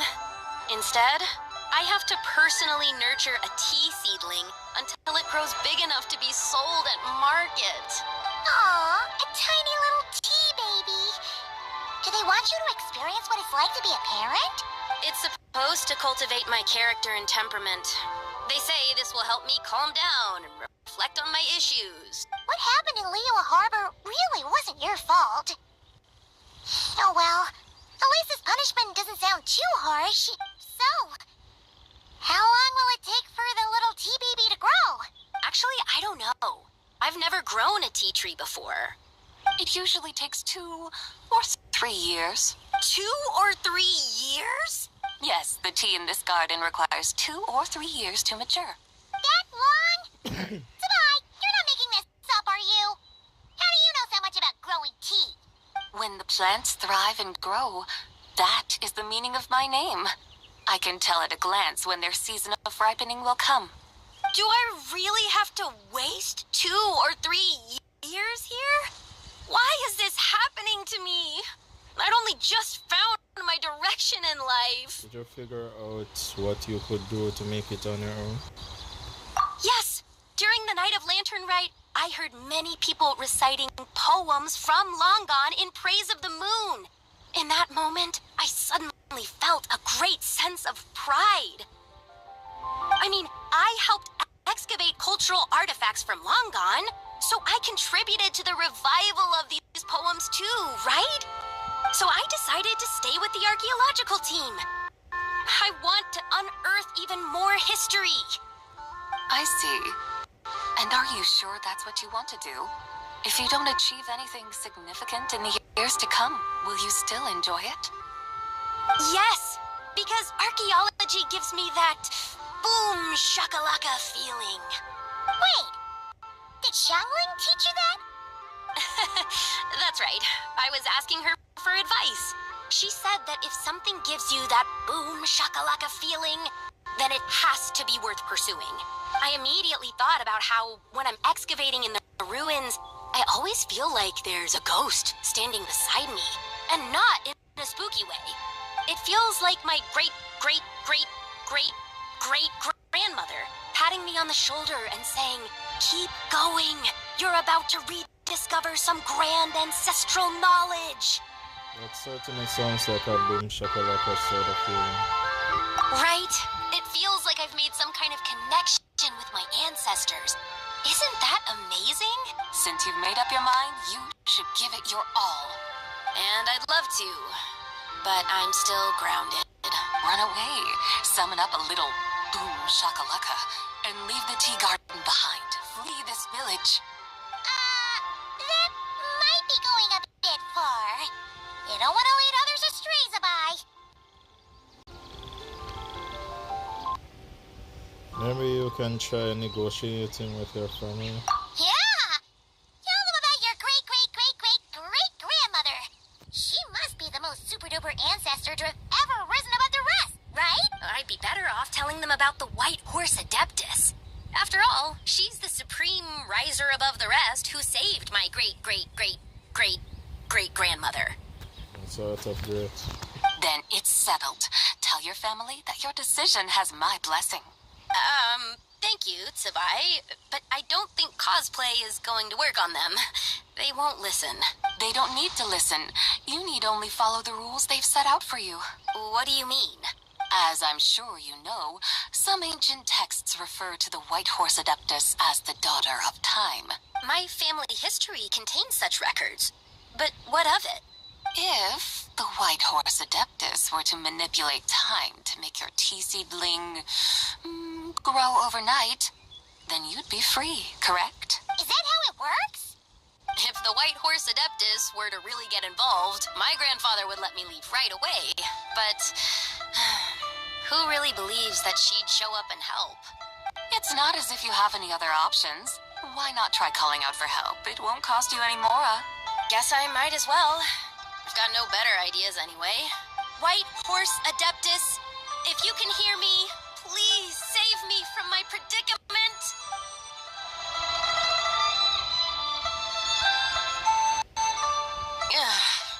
Nothing happened, as expected.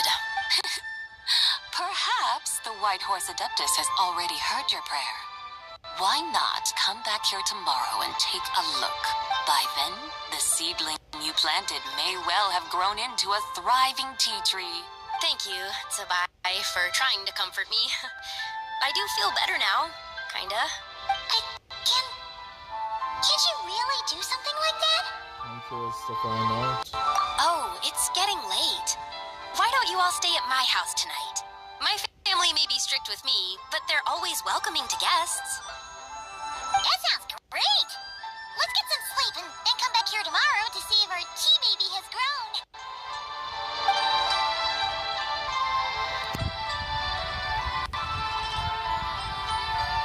You followed the young lady and settled in for the night at the Wu family residence in Charing Village. You enjoy a quiet night's sleep, and in the morning you return together to the tea garden. An incredible sight awaits you. Oh, the tea tree!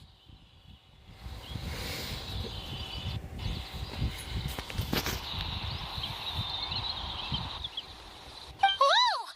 Your tea baby is all grown up!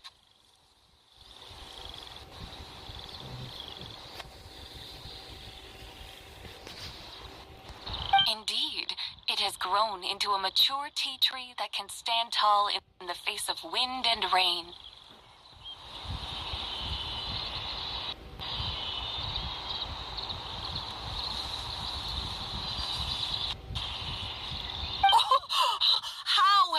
How is this possible?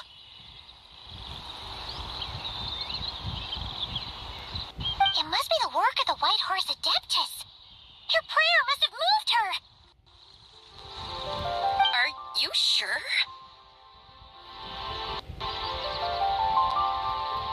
Perhaps she heard your prayer and chose to answer the call.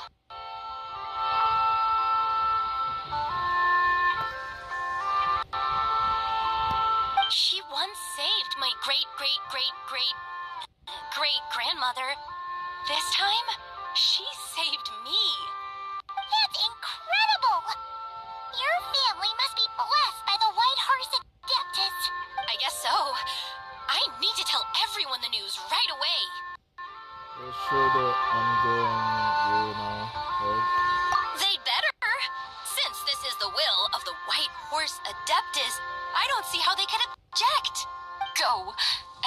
you run into any more trouble, call out to the White Horse Adeptus just like yesterday. Thank you so much. Paimon really thought you were going to use Adeptal energy to make the tea baby grow, Zabai. When an Adeptus exerts effort, consuming their energy, is that not using Adeptal energy?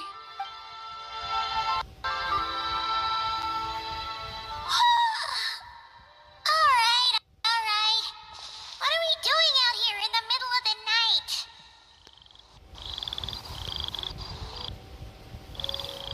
We're here to help Lu Xiangxiang fulfill her wish, of course. Can you really make the tea baby grow? It won't be easy, but there are ways.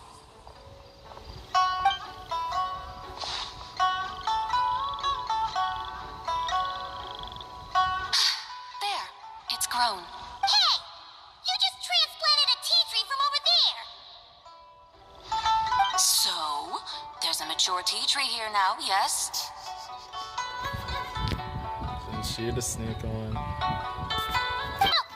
Yeah, but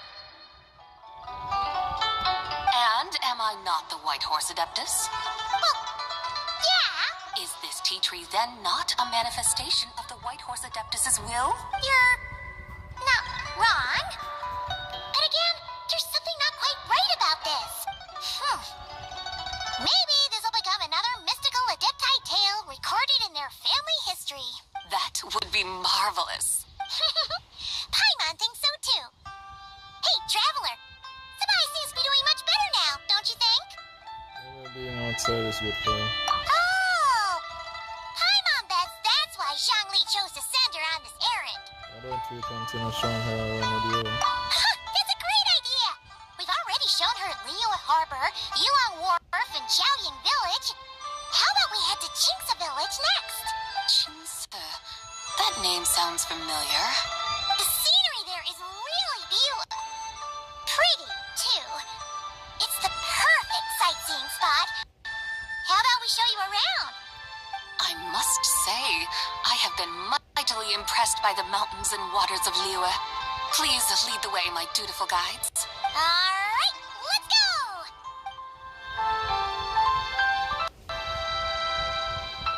Paimon can't help feeling like we've forgotten something. Pay it no mind. I've already forgotten more than you will ever know. Alright. If we forgot something, it can't have been that important to begin with. Qingce Village, here we come!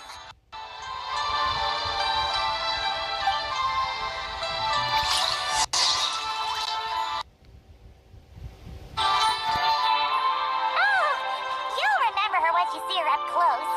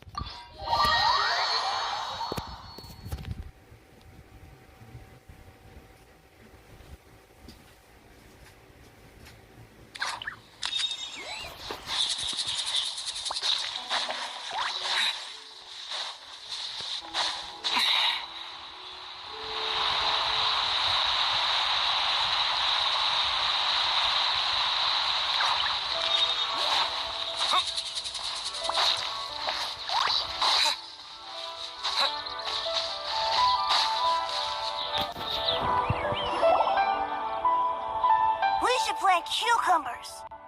We should plant canolas. We should plant cucumbers. They're easy to sow. We should plant canolas. The flowers are pretty. What are you arguing about, little ones? We're deciding what to plant in our field once Lantern Rite is over. Yeah. Dad gave us a small plot of land to grow our own crops. He said we can keep all the more we get from selling them. We should plant cucumbers, right? Dad plants cucumbers every year. We should plant canolas. We can press the seeds for oil. It smells good and sells for a good price. An agricultural debate. This should be easy to sort out. Granny, are you a farmer? Could you tell us what to do? Granny? Why is this going to turn red now? What did you just call me, you rapscallion? Oh no, her eyes are gonna turn red again. You just did. It's just, my granny smells really nice, and you smell nice too, so... Sorry. How about we call you Auntie instead? Auntie? Just call her Big Sis, bye. Oh, alright. Big Sis Zubai, can you help us decide whether we should grow cucumbers or canolas in our field? You little rascals. Using priceless land like this just for cucumbers and canolas? What a waste of heaven's gifts. Huh? What should we plant instead? With the coming of spring, when all things awaken, the field should be sown with the 5 grains. What are those? The 5 grains are life's staples, the heart of the people's table. I notice the people here mostly eat rice, so that is where you should begin. Based on the local climate and soil, seedlings planted in mid to late spring should produce mature grain within 2 or 3 months. When autumn comes, you can plant a second crop, with time still to harvest it before the first frost. The rice you harvest can be sold at market or kept in your stores. It's a far better choice than cucumbers or canolas. Oh, but... Big Sister Zubai, I like canolas. That's no issue. It is unsuitable for continuous cropping in any case. You can rotate it with rice to maximize your yields. After the second rice harvest, around wintertime will be the perfect opportunity to sow their seeds. And when they mature in mid to late spring, you shall be just in time to sow the first rice crop of the year in turn.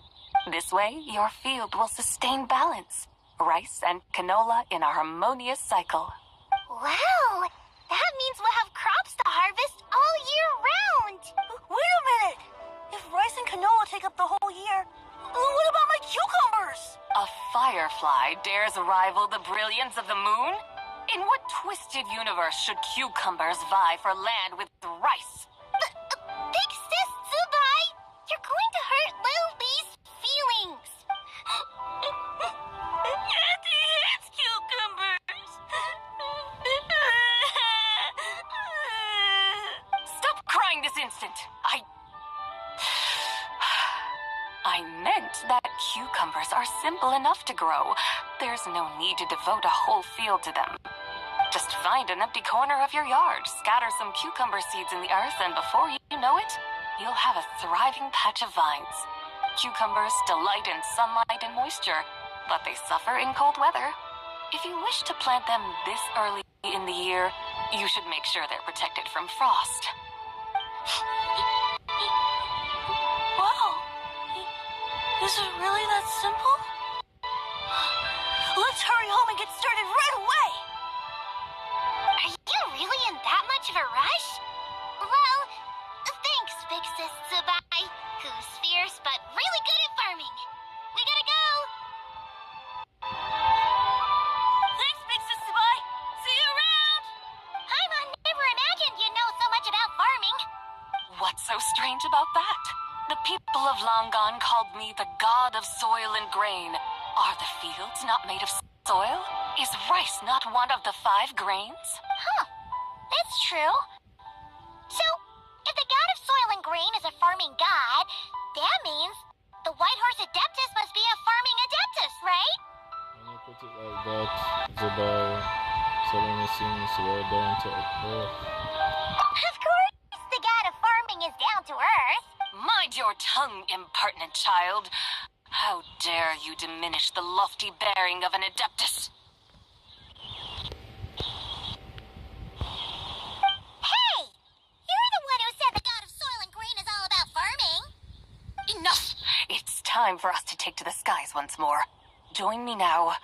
Witness the majesty of mountain, water, and field, and broaden your horizons.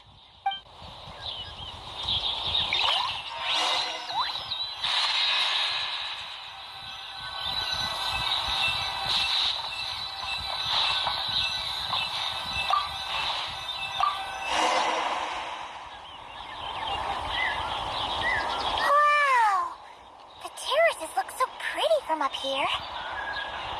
The mountains tower like pagodas, the hills coiling at their feet like shells. Layers built upon layers, rising and falling in harmony. A truly unique and mesmerizing sight. Thinking about it, you have a special connection to this place, you know. A special connection? Yeah! There's a local legend about a white horse leaping from a pure spring to follow Rex Lapis into battle. Don't you remember? You must have been living in seclusion around here. That does sound somewhat familiar.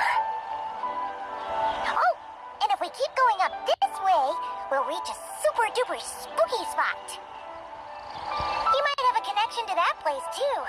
There's an ancient array that seals away the remains of a fallen god. A god's remains? Yeah! The people of Liyue turned that story into an opera called The Sanctification of Tao Do. Does that ring any bells?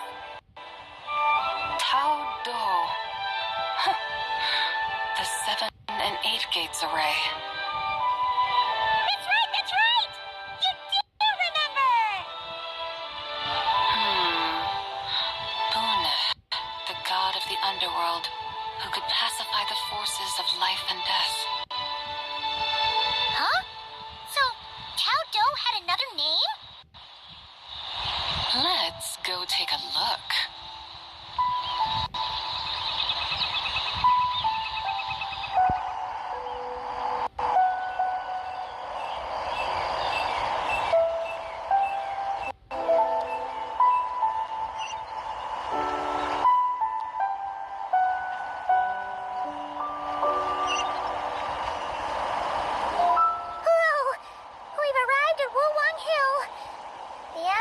Just turned spooky.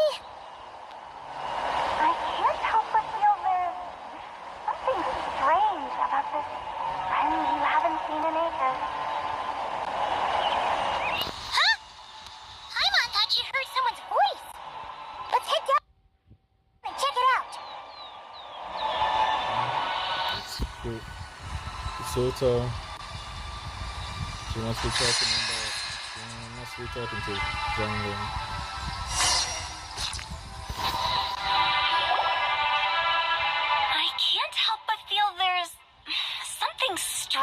About this friend you haven't seen in ages. Strange. Whatever do you mean? Her strangeness defies description. This Miss Zabai is a full-blown enigma, don't you think? I'm afraid I have no idea what you're talking about. Aren't you worried about sending her all the way to Yilong Wharf on her own to buy tea? What if she gets lost? Where there are people, there are paths. Now I'm the one with no clue what you're saying. She can ask for directions. And then what? She will meet strangers in unfamiliar lands, build friendships, part ways. Hers will be a long journey indeed. The further the journey, the more footprints one leaves behind. The deeper those footprints, the harder it is for time to erase them. Ah, so you want her to make new friends. I see. But from what you say, it sounds as though she's not from Liyue. I believe she was not. But perhaps she will be. You're sounding stranger by the second. Huh. Oh, over there. Oh, look who's here. Hotel! Zhengli! What are you doing here? Traveler. Paimon. Fancy meeting in a place like this. Oh my, and Miss Zabai too. We run into each other by chance. Sounds like fate to me. We were taking Zabai to buy some tea from Yilong Wharf.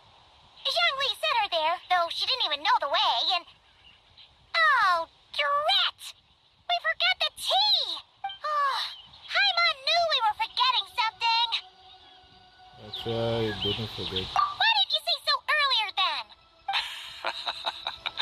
What's done is done. There's no need to dwell on it. Fresh tea grows with each passing year. Let fate deliver it as it wills. Exactly. You can get tea wherever you go. You're hardly running low now, are you? Paimon feels a lot better now that you've said that.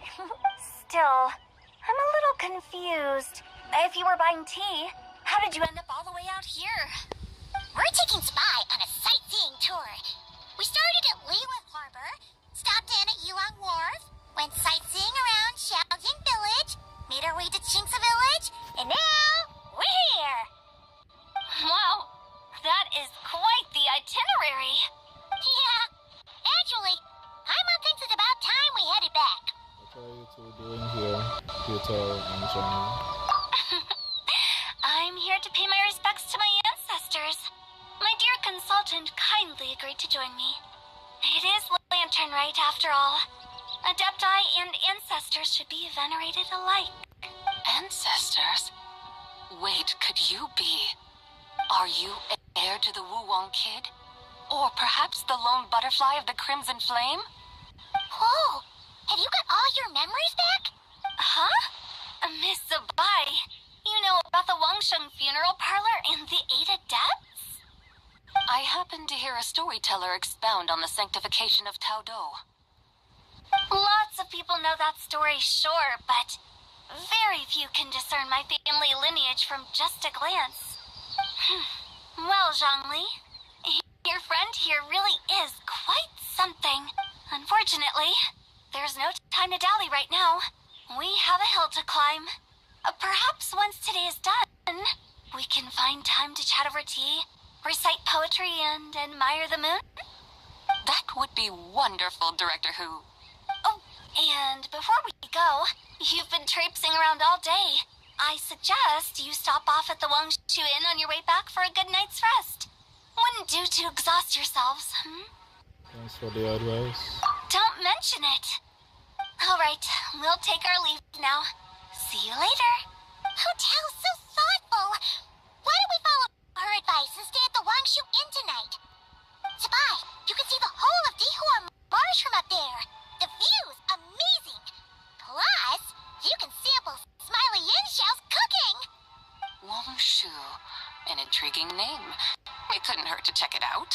Awesome. Let's go.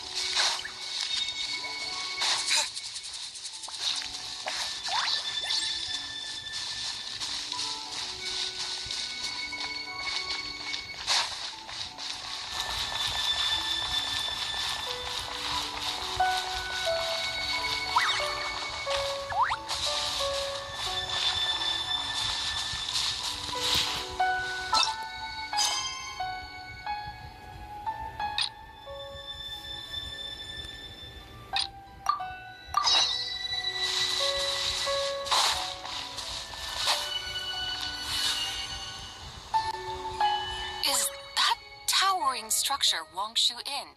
Sure is. We can take the lift up from over there. Always walking the path long trodden. Does retracing others' footsteps not tire you? Come on, get in. We'll fly to the top.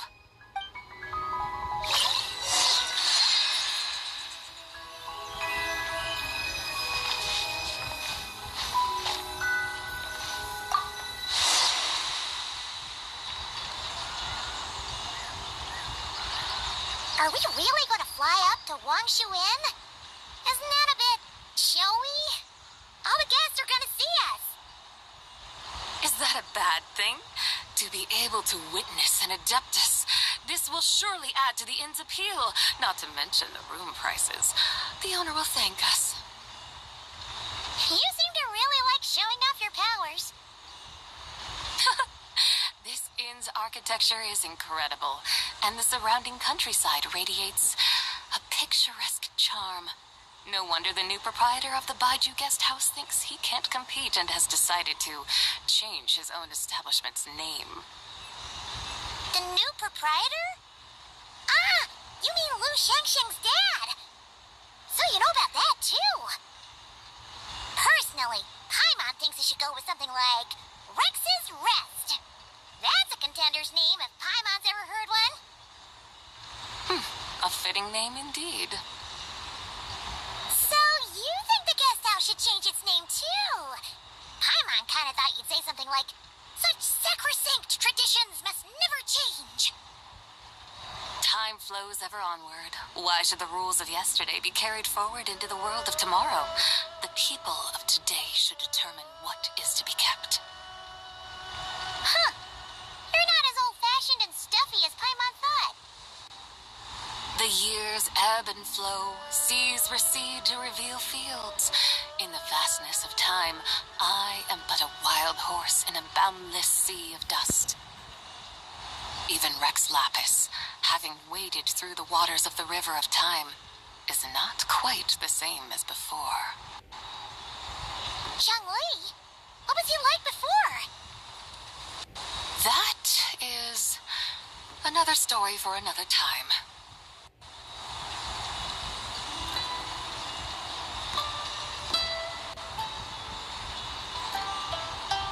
We have arrived.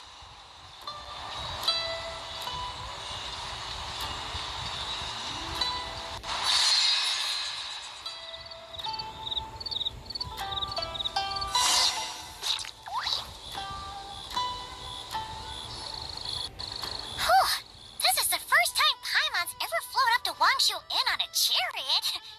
Everything's so different when you're up high. Wangshu. Coincidence. Do you not know what Wangshu means? I have no idea. Does it mean the moon? Not bad. You're clearly much sharper than your diminutive companion. Wangshu can refer to the moon, but its original meaning is actually...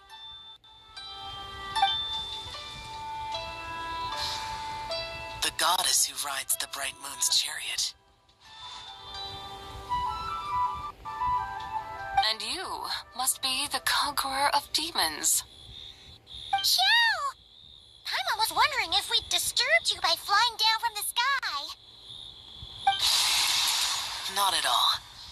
I sensed an unusual presence long before you arrived, though I didn't expect it to be you in a flying chariot. Ah, a witness at last. I was starting to think we should fly a bit lower. It would be awfully dull if no one ends up marveling at my lofty bearing. No need, no need. This is already showy enough. I'm not one to do good from the shadows, as Rex Lapis is wont to do. Then you must be... She's the White Horse Adeptus. Oh, nay. I'm only cosplaying as the White Horse Adeptus, in truth. Cosplaying? What's that? Ugh, ignore her nonsense.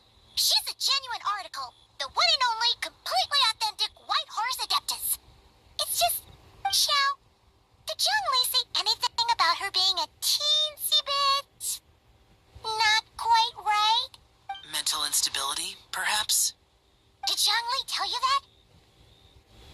No, this is my own speculation.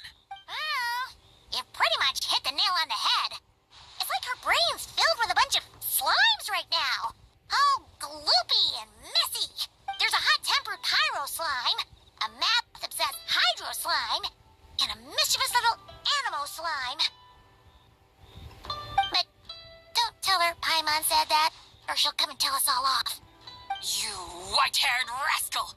Do you think I can't hear you? Uh-oh! We're in for it now! White Horse Adeptus. You must be wary from your journey. Why not take a rest? Oh, yes, yes, yes! You must be hungry, right, Spy? How about we get some food? Oh, the chef here is incredible!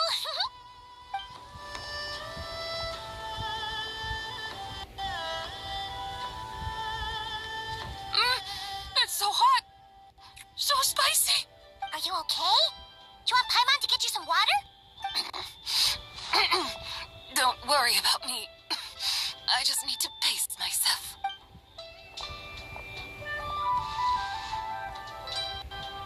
So, regarding your friend and her condition, does even the Lord of Geo have no solution?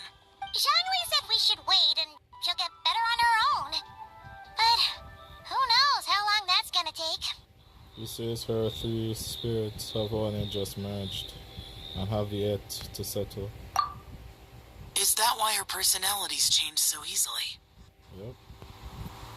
Paimon thinks that has something to do with her three deadly selves. Zhangli told us that the deadly selves are impure, affecting living things that get too close. The White Horse Adeptus's remnant spirit was attached to the deadly selves for a long time. It makes sense that her temperament and memories would have been influenced by them. But Paimon still doesn't really understand what the three deadly selves actually are. Paimon, as you do not practice self-cultivation, I cannot help you fully understand. But you can think of them simply as emotions and desires. The act of severing the three deadly selves is a means of exercising wicked desires and cultivating one's true self. I believe other nations have similar practices. In Sumeru, it is known as shattering Atmagraha. Oh! So it's about emotions, desires, and attachments. That sort of thing. It includes those. I wonder, does she still remember what happened in the past? Some of it. But right now, it's like she was suddenly awakened. Like she's still half dreaming. The half that's still dreaming might remember things, but the half that's awake doesn't quite get it. Conqueror of demons, are you looking to learn about Rex Lapis's past from me? You are an old friend of his, so please, call me by my name. But Conqueror of Demons sounds so much more imposing. I'd like to know what Zhang Li is supposed to. In days of yore, he was the Lord of Geo, Heaven's Star. Huh? You said the same thing the day you came back. But what does it mean? I'm afraid I can't remember. Hey! Did you really forget? Or are you just pretending so you don't have to tell? Why not ask Rex Lapis himself? Whether I've forgotten might be up for debate, but I am certain he remembers.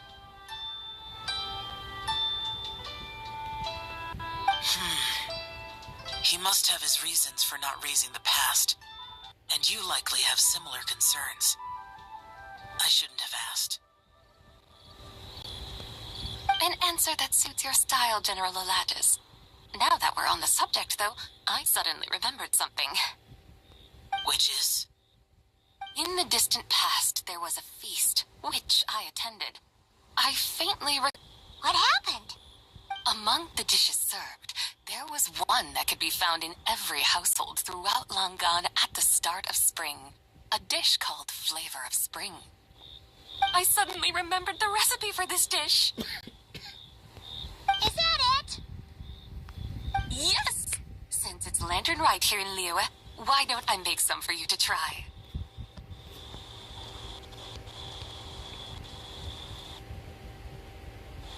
That sounds good. Wow! A perfect time to savor this dish. My dutiful guides have gone to great trouble to show me around Liyue. And even the Conqueror of Demons has graced us with his presence. I feel deeply honored. This Flavor of Spring is my way of expressing my gratitude. There's no need for such grand words. I have a gift for you. so. What's this? Hey! It's that broken jade token from the antiques exhibition! I believe this belongs to you, yes? Indeed. This was once an adeptal treasure of mine. I'm amazed it ended up in your hands. Alas, it serves little purpose now in its fractured state. Please, keep it as a memento. Oh, that's a shame. Can't we fix it? This is the way of the world. Once jade is broken, it can never be made whole. Then, what about forging a new one? That is a good point. That it has ended up in your hands must be a message from fate. I could try to craft it into a little trinket for you. One that might prove useful on your journey. Ooh, what sort of trinket? It's just a passing thought, one that will require the right opportunity. I'll think about it more when the time comes. Now that we've had our fill, we should get some rest. Tomorrow we return to Liyue Harbor, where I'll have need of your guidance once more.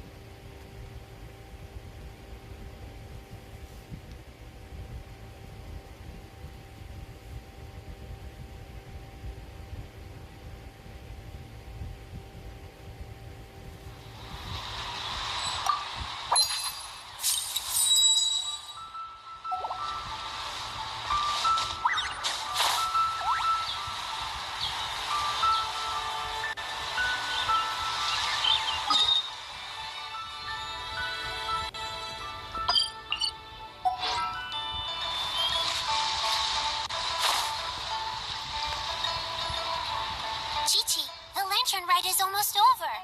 Do you remember how to make a Shao lantern? Morning, split bamboo, traveler, and get silk, make, hi mom. You've got it all mixed up again. They're here again. Yow!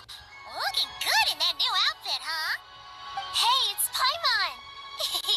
Dr. Baiju gave this to me as a gift. Thank you. Wow! What happened for Baiju to suddenly give you a brand new outfit, Yao Yao? Need to make Shao lanterns. Chi-Chi and I were just playing together.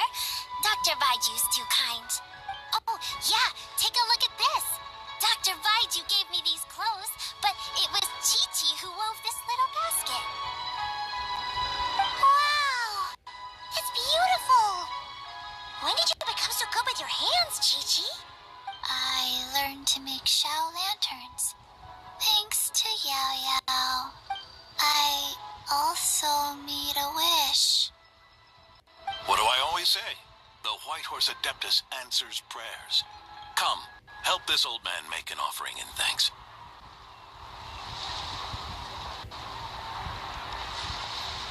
Huh? Mr. Liu? What did you pray for? For my idiot son to finally come to his senses and not change Baiju Guest House's name, which he has. Huh? He's keeping the old name? Listen to this. My granddaughter planted a tea seedling in our village just a few days ago. She made a prayer to the White Horse Adeptus to help it grow. Overnight, her seedling flourished into a mature tea tree. Oh, that sure does sound like a miracle.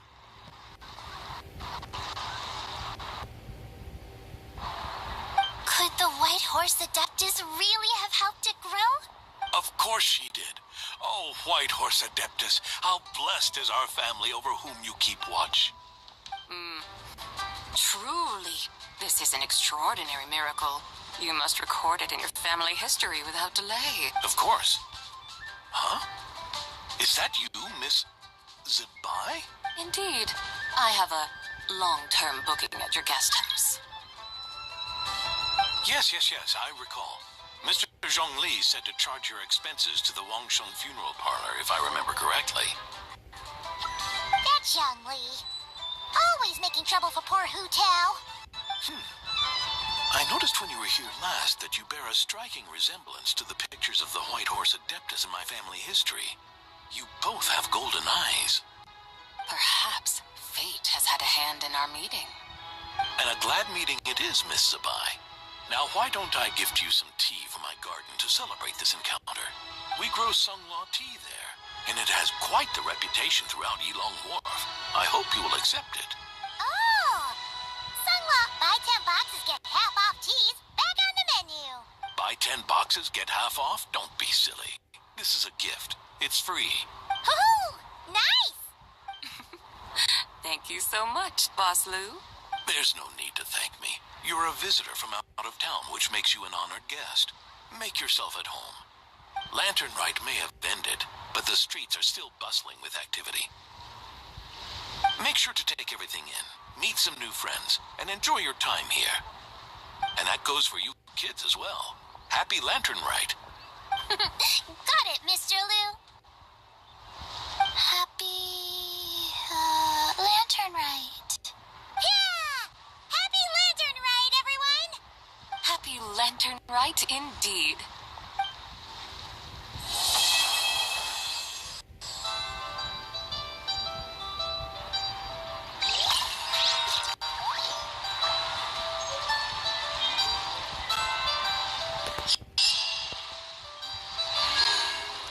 That's it for this season, so...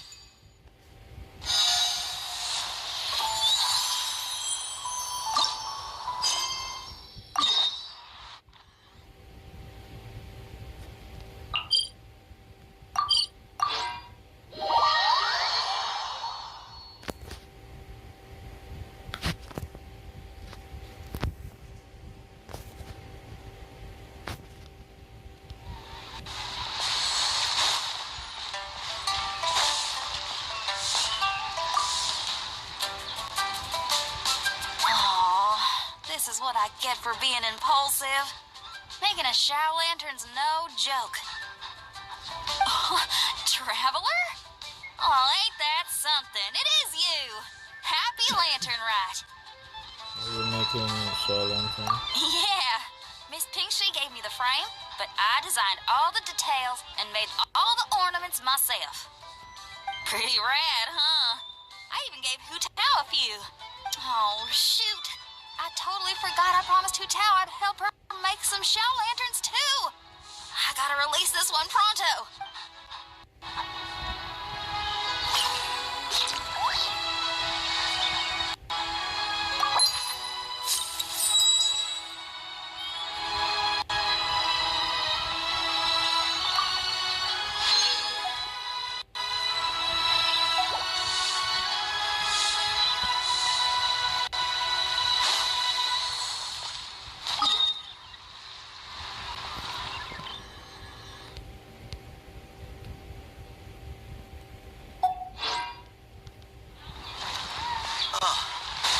What should I try this time?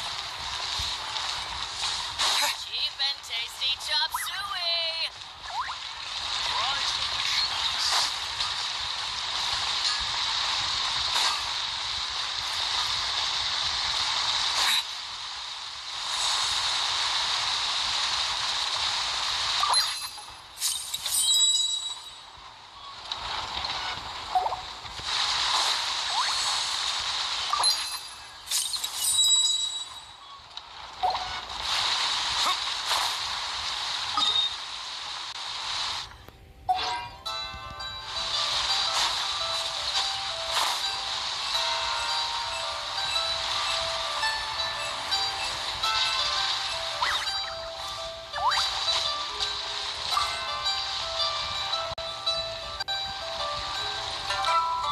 Traveler, had a feeling I might run into you here.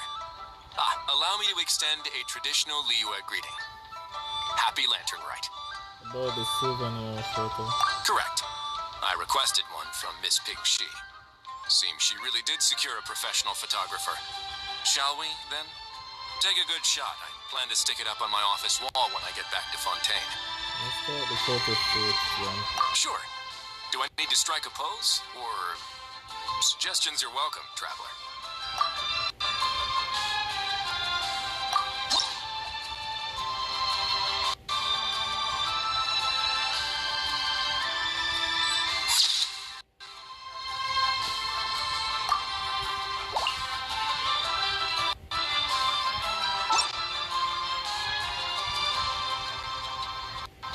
Let's see. Not bad. Pretty standard shot. If you look at it from the neck up, it could even pass for a mugshot. I'll be keeping this. Really appreciate the help. Bye. I'll have to let you know. Oh, and to you too. I'll still need to buy some gifts later. Other than tea.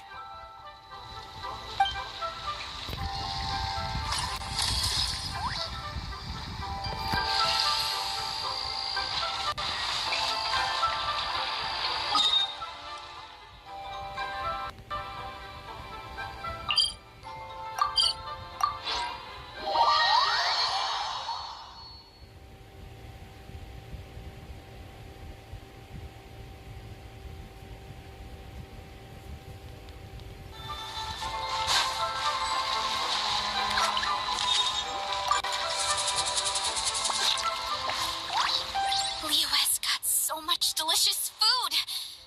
What should I eat next? Oh, how about boiled fish? No, wait.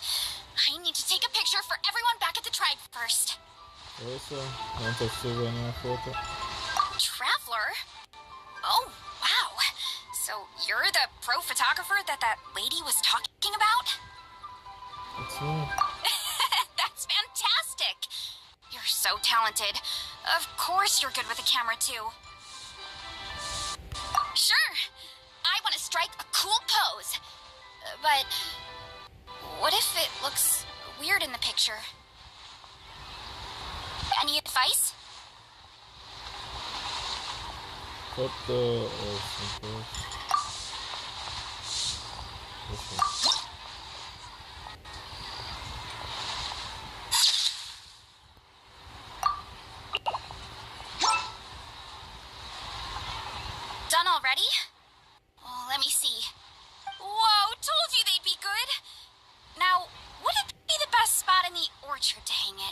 well, I'll have to learn from you. Thanks! Next up, some more delicious food. Starting with... boiled fish.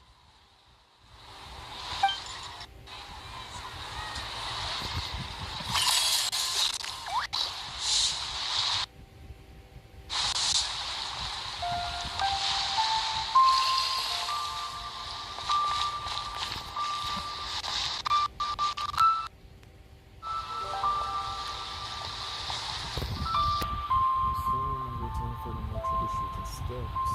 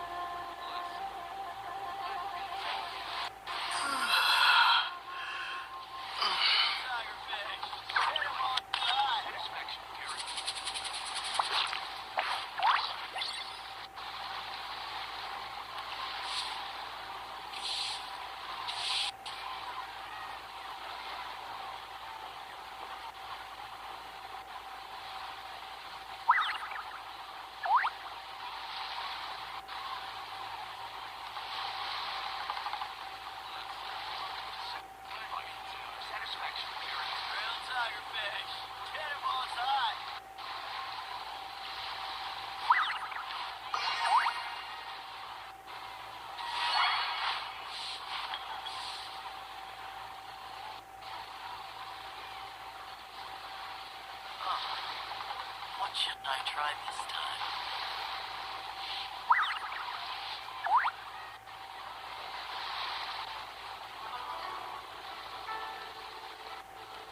Real tiger fish. Get him on time. Satisfaction guaranteed.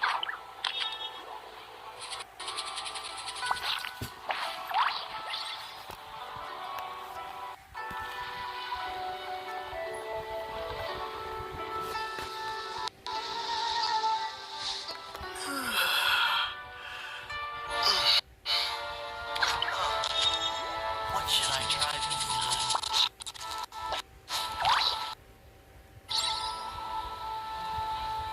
Real tiger fish. Get him while it's hot. Listen, let me tell you how it is.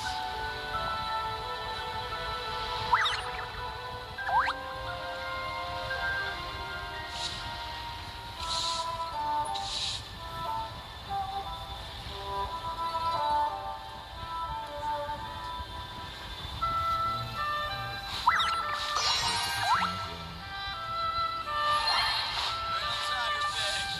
Get him while it's hot.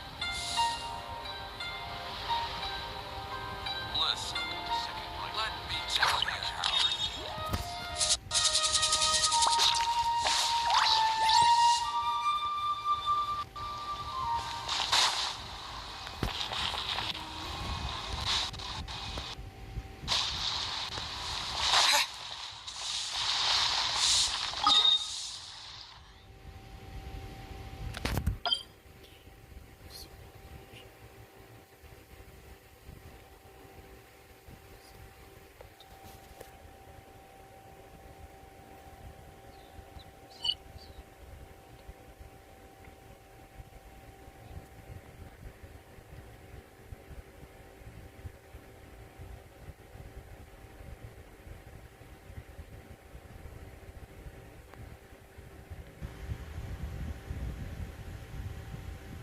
Correct, I'm trying to avoid it because the last time I have to go for an hour.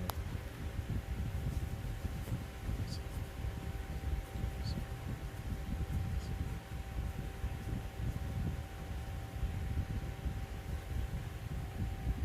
There's just so many.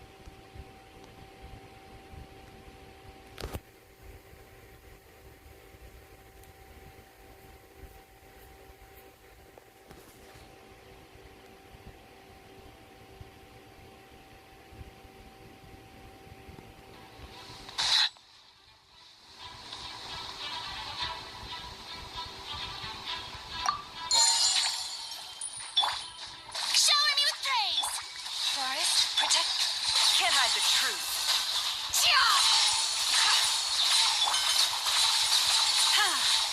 With one heart, we pray.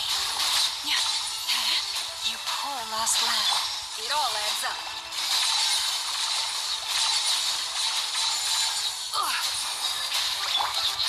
Time to shine. No more lies. It all falls into place.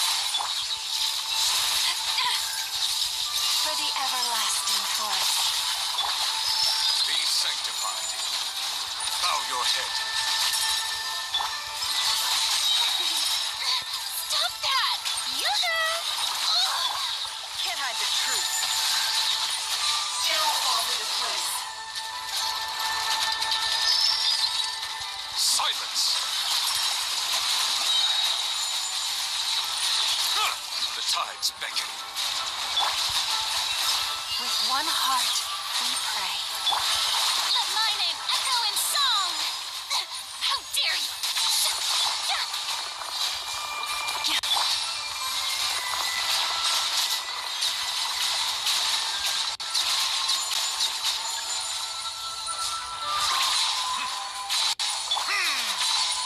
Leave this place. Time to shine! Let's call a ceasefire!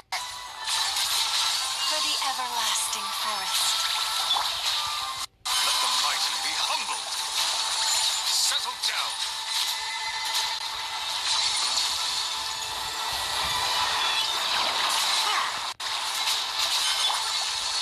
Forest, protect us.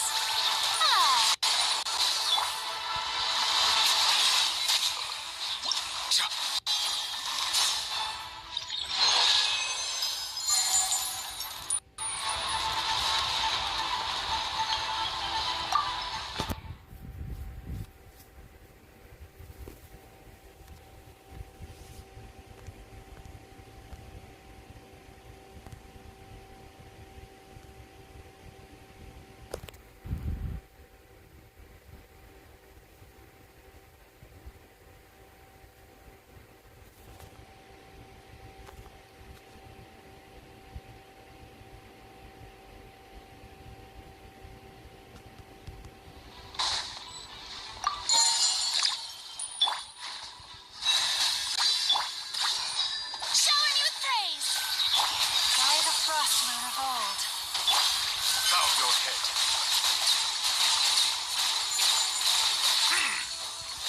The tides beckon.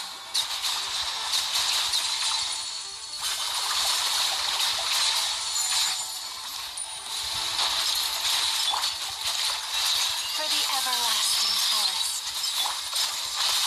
Let my name echo in song! Strike a pose! No more lies.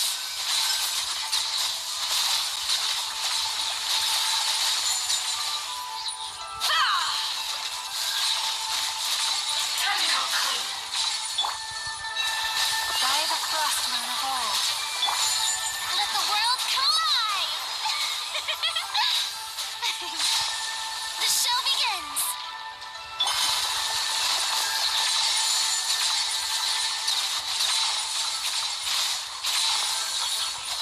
It all adds up.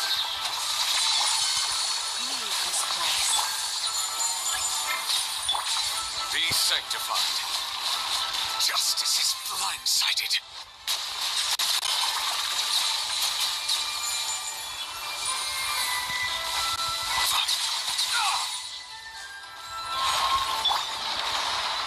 You poor lost lamb, with one heart.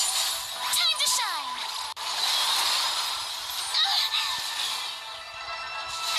How brilliant!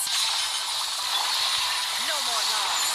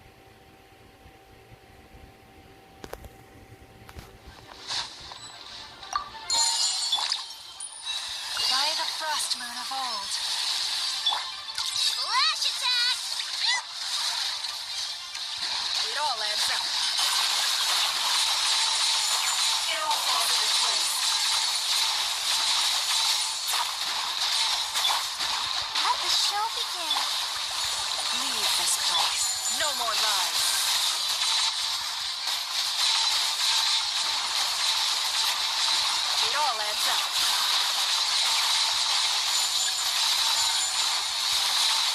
No more lies. Chew on this. Look, the ring. Forest, protect us. For the everlasting forest. Can't hide the truth.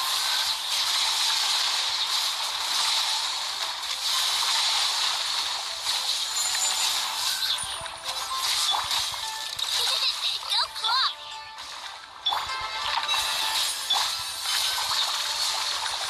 No more lies.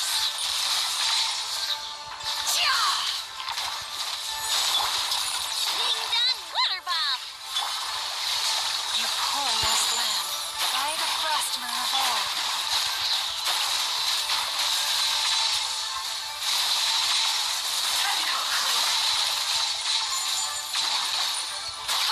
Can't hide the truth.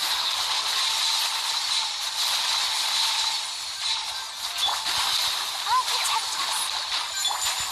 Forest, protect us. It all adds up.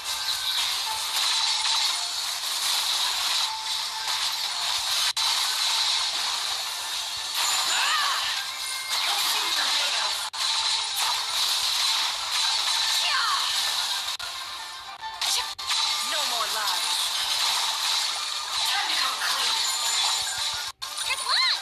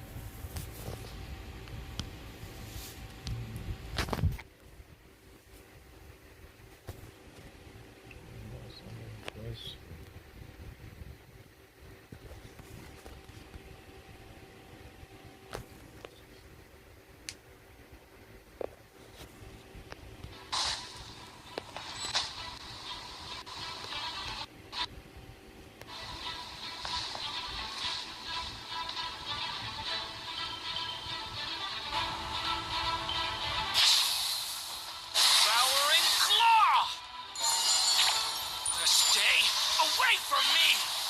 Think you can get away?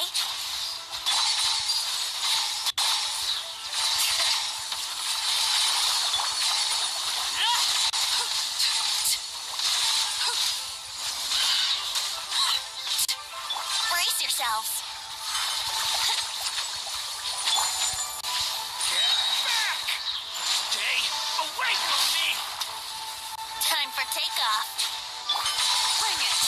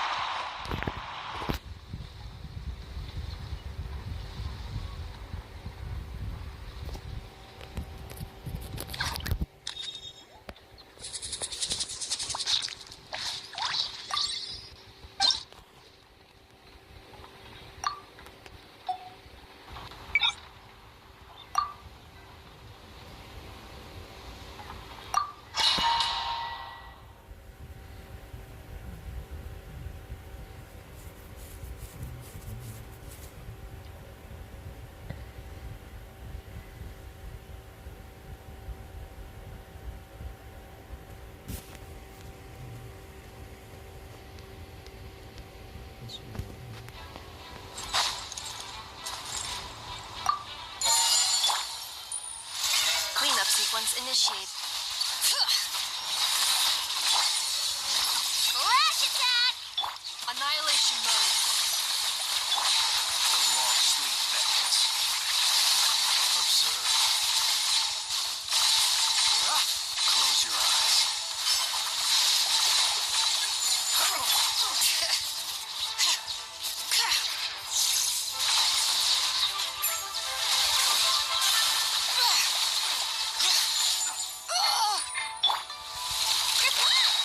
Look, a rainbow!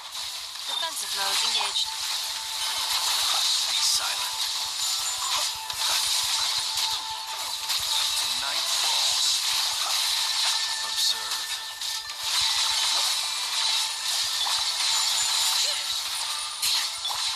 Chew on this! What? Cleanup sequence initiated. Ultimatum protocol. Close your eyes.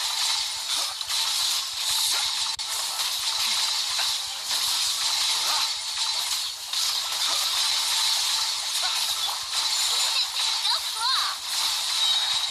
Bring down water! Bring it. Defensive mode engaged. The night comes. Observe.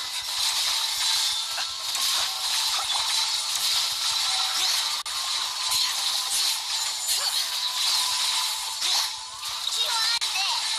Insulation chamber deployed. Preparing for dust up. Be silent. Observe.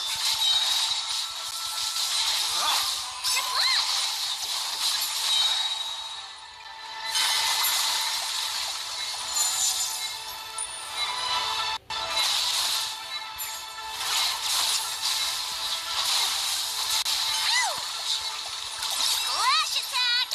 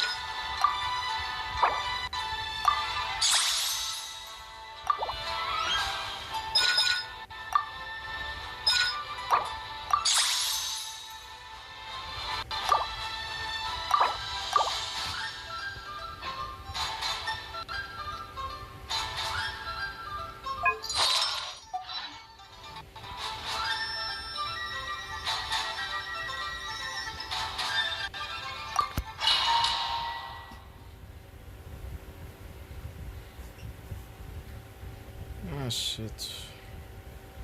First match I should have given. Should have switched artifacts with Lana. And switch it back once I'm done. What is wrong with me? Just the thing is, Loma give the artifacts a lot of energy recharge, so it could have helped. Even if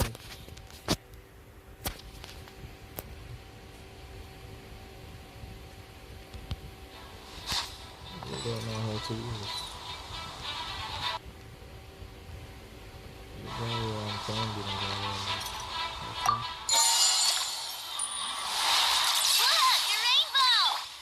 Compels you. A new moon rises. The sky's clear. The glazed moon shines.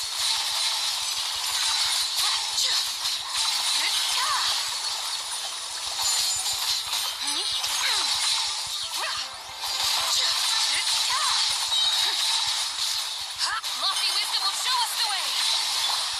Chew on this. Ding dong.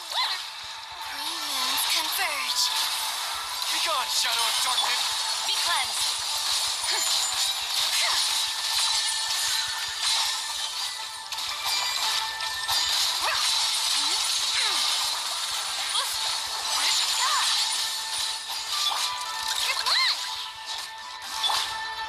Wayne.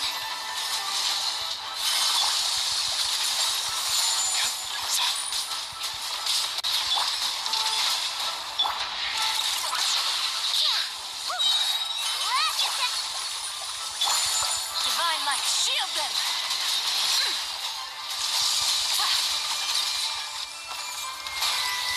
Smite the dust. A new moon rises. Surge. Light compels you. While the light shines bright.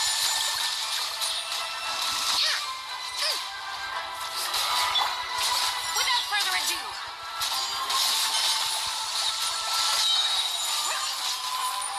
Look, a rainbow.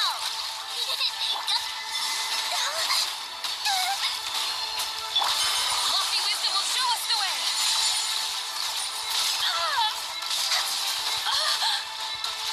Be cleansed.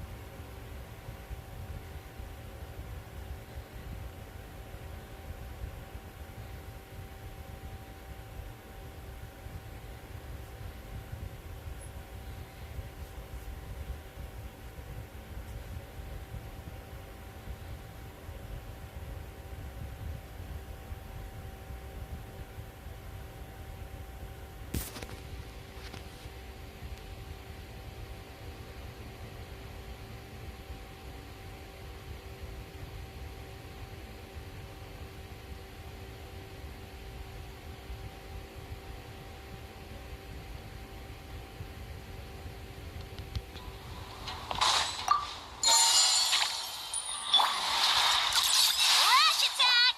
Bring it. A moonlit night for all. Wayne. Letting grave names echo. Divine light, shield them. Without further ado.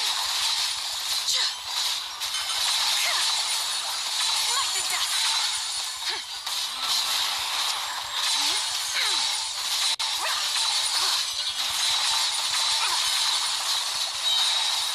Smite the dust.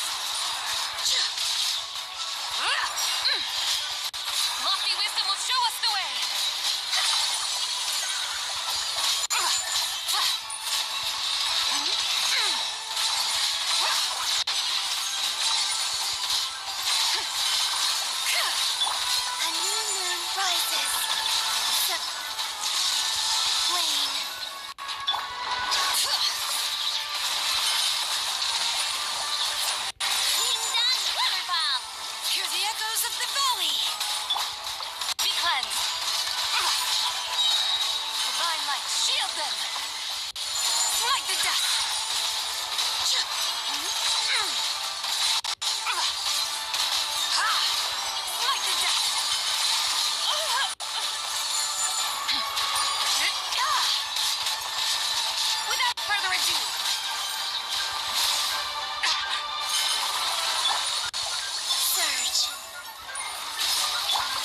Bring it!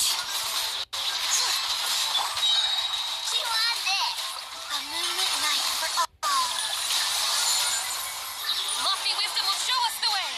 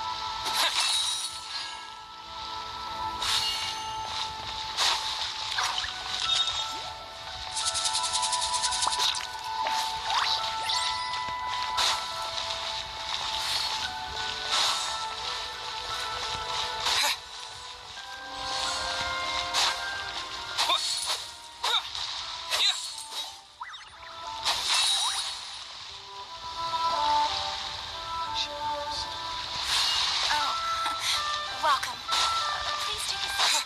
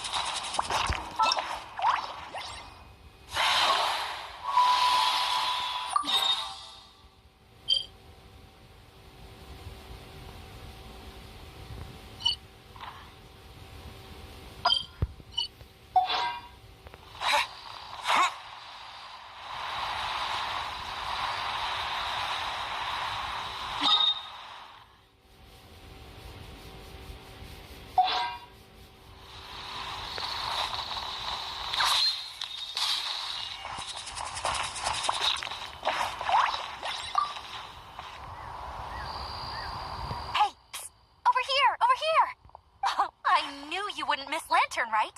I was wondering when I'd bump into you. Go for work again, Charlotte? No. I can't be working at every lantern right now, can I? I really am here on vacation this time. You sound like you're gonna picture, didn't you? Yep. Miss Pingshi said she'd find a professional photographer to take a good portrait photo. Hey, wait a sec. Don't tell me... Professional photographer reporting for Lily. It really is you. That's perfect then. Come on, take my photo. Let's see who's better behind the lens. So, ready to start? Alrighty. Can't take a picture without posing for the camera, though. Any suggestions, Traveler?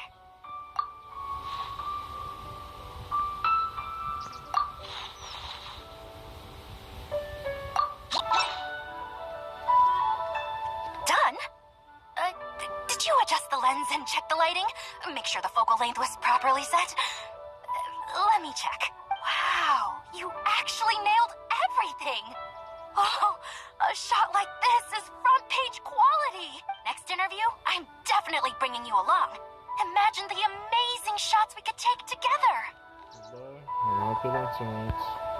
And a very merry lantern night to you, too! Oh, hang on, that doesn't sound quite right.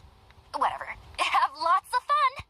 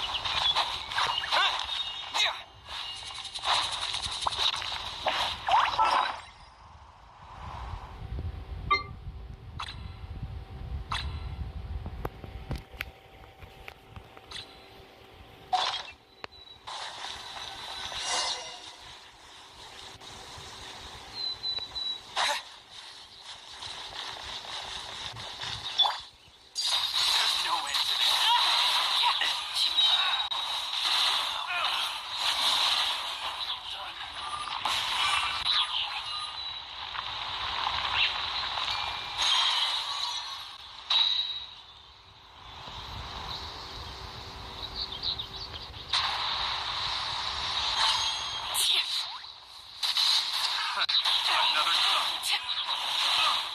Late bear. Picked the wrong test subject.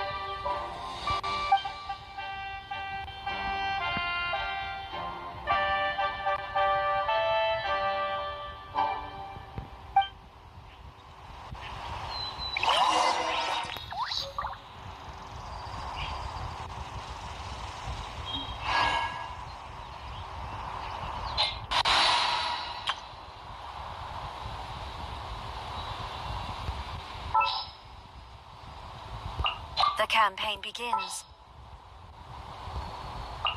With you all the way.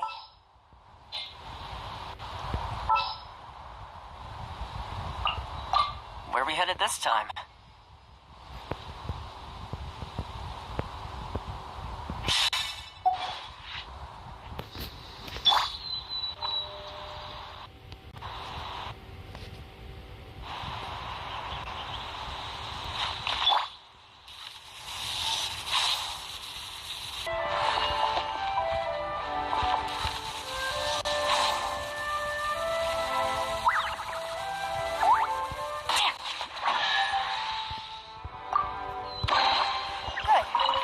Nothing of value behind.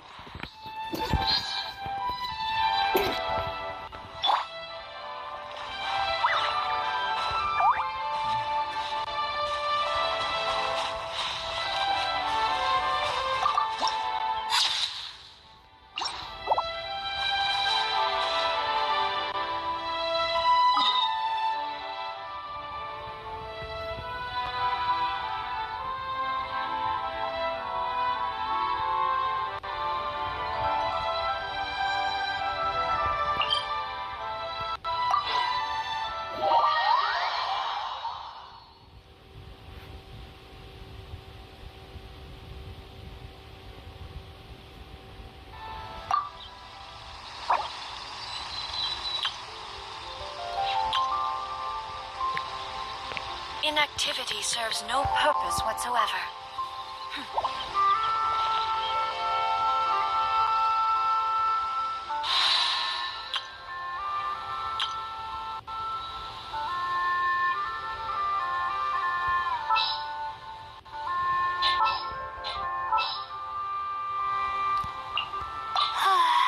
My mind is completely blank.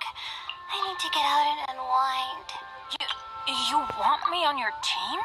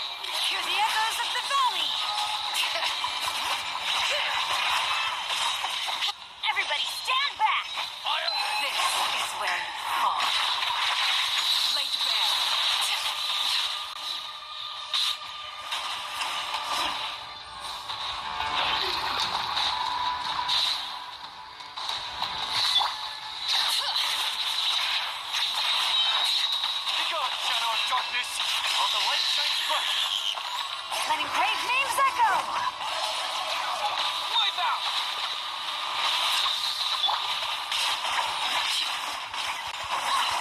Transfixed! Everlasting as the moon! Overruled!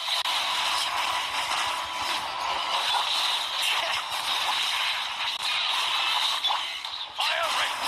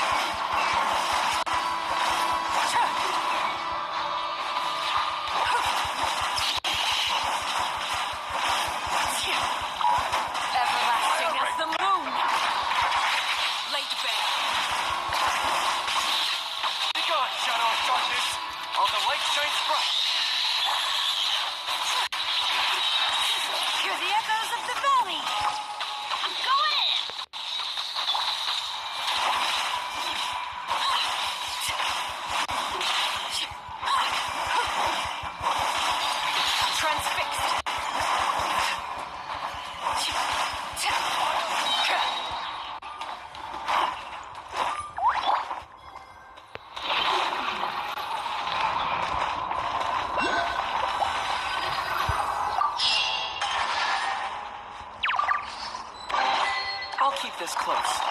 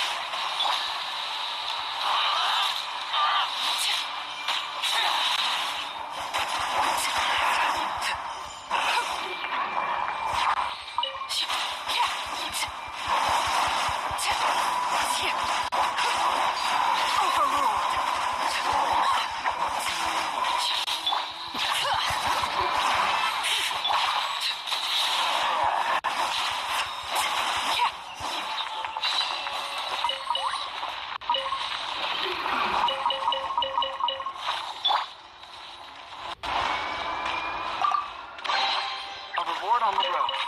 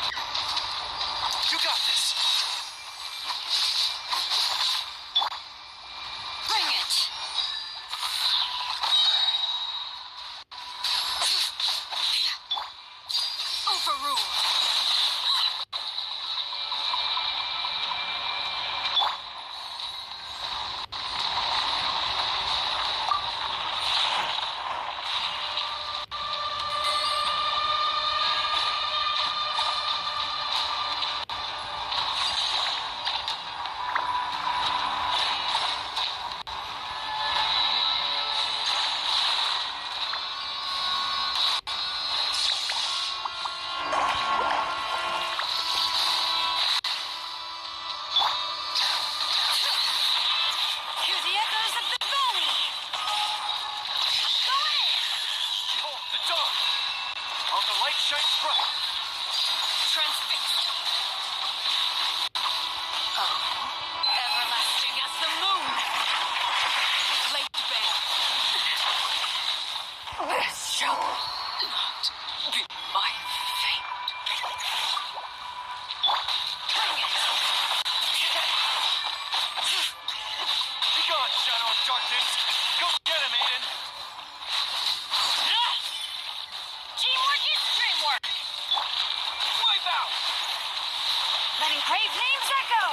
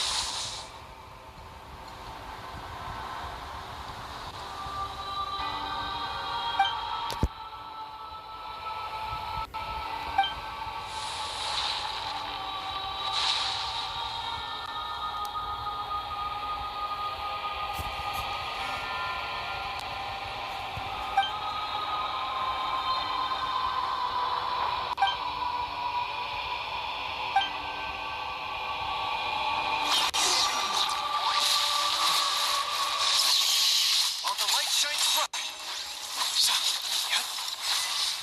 You got this. Be gone, shadow of darkness.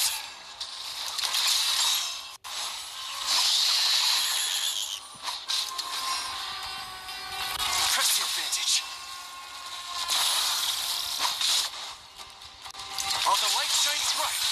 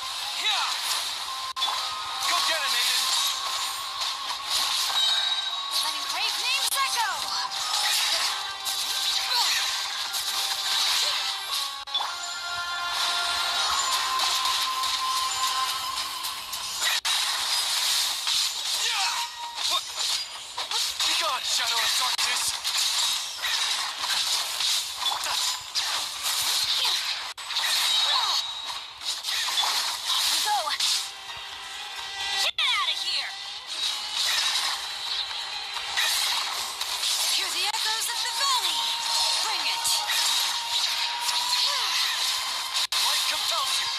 You got this.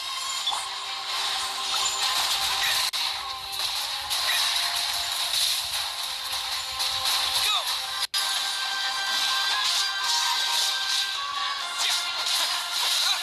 Teamwork is dreamwork!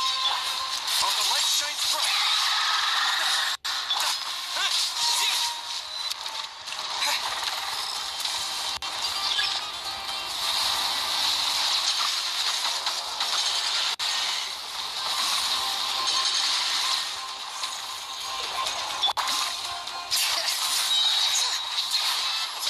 Letting great names echo! Be gone, shadow of darkness. Go get him, Aiden.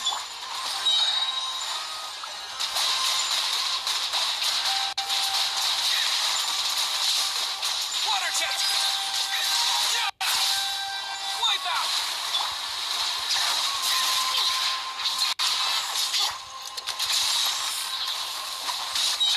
Behold the dawn! Go! Yeah!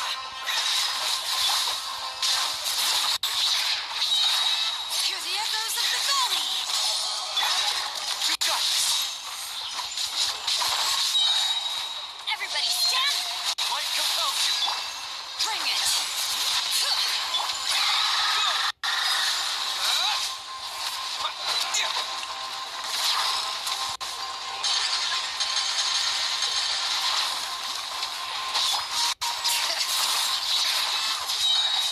Letting great names echo! Behold the dawn! While the light shines bright.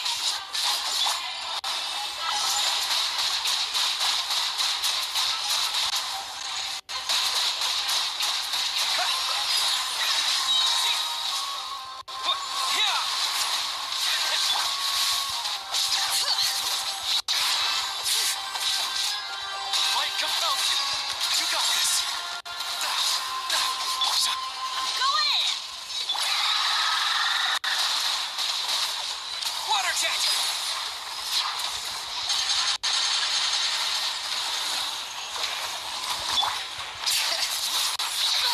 Hear the echoes of the valley!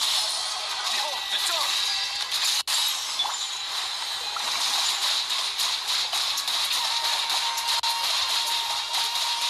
Go! Yeah!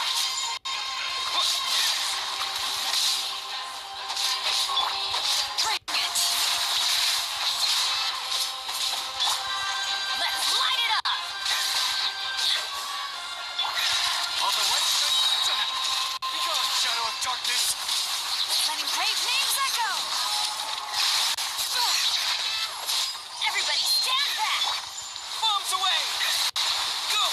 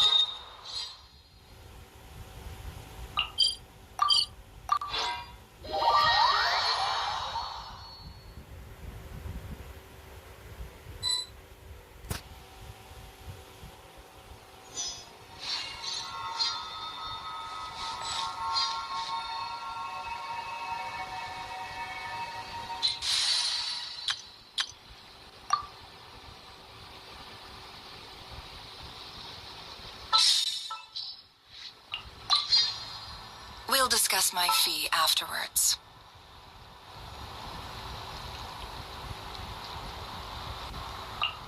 Let me down, Kerplunkatron. I'll take care of it.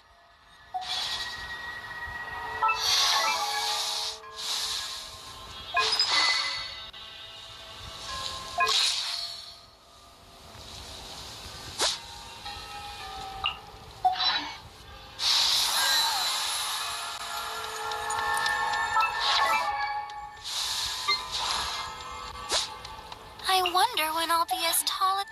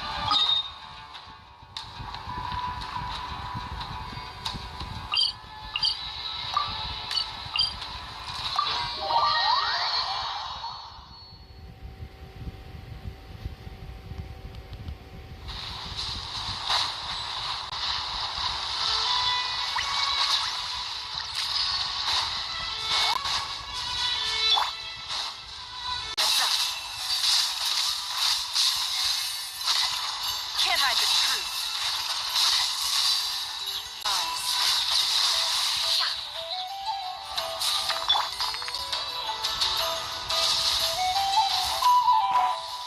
Heads up.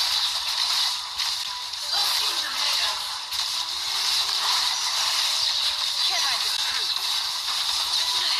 I better wrap this up.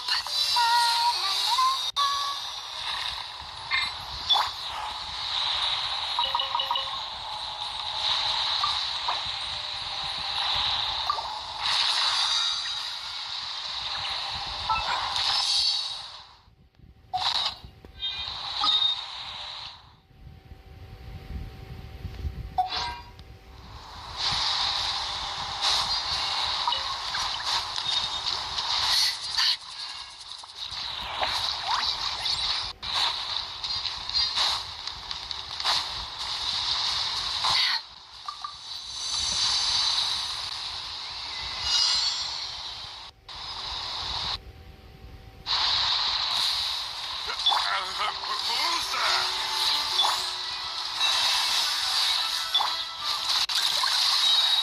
Look, the rainbow! No more lies.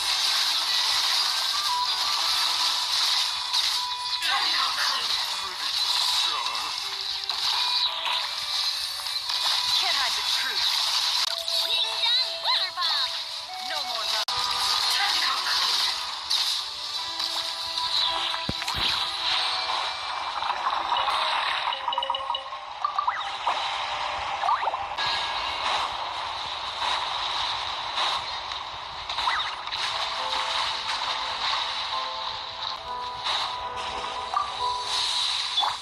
Let the show begin.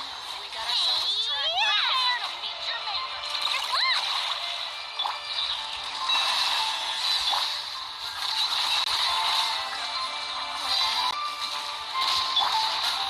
Poor lost land for the everlasting forest. Unravel.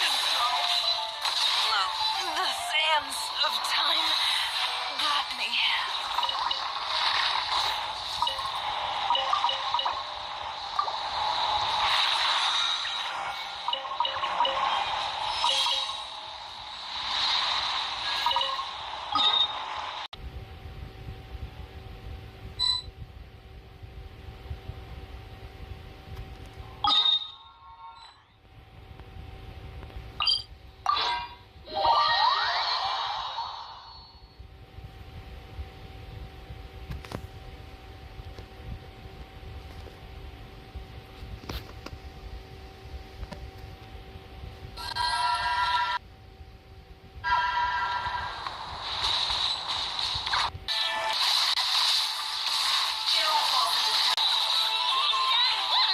Can't hide the truth.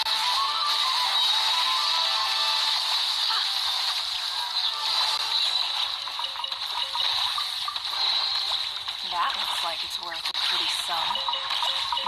Relax. Your secret's safe with me.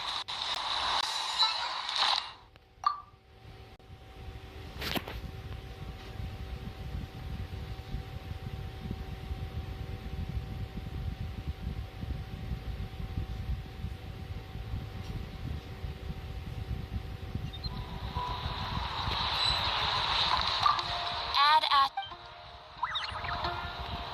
Thank you for completing. Add at.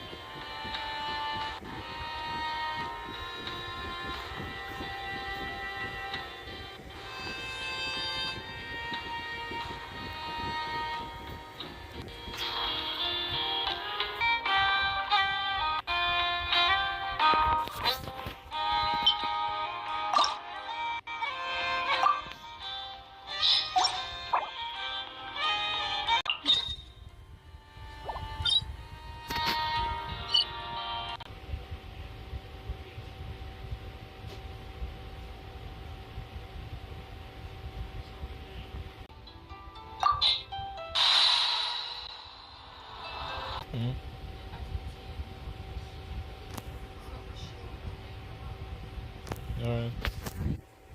Yes, I'm going to hit it now.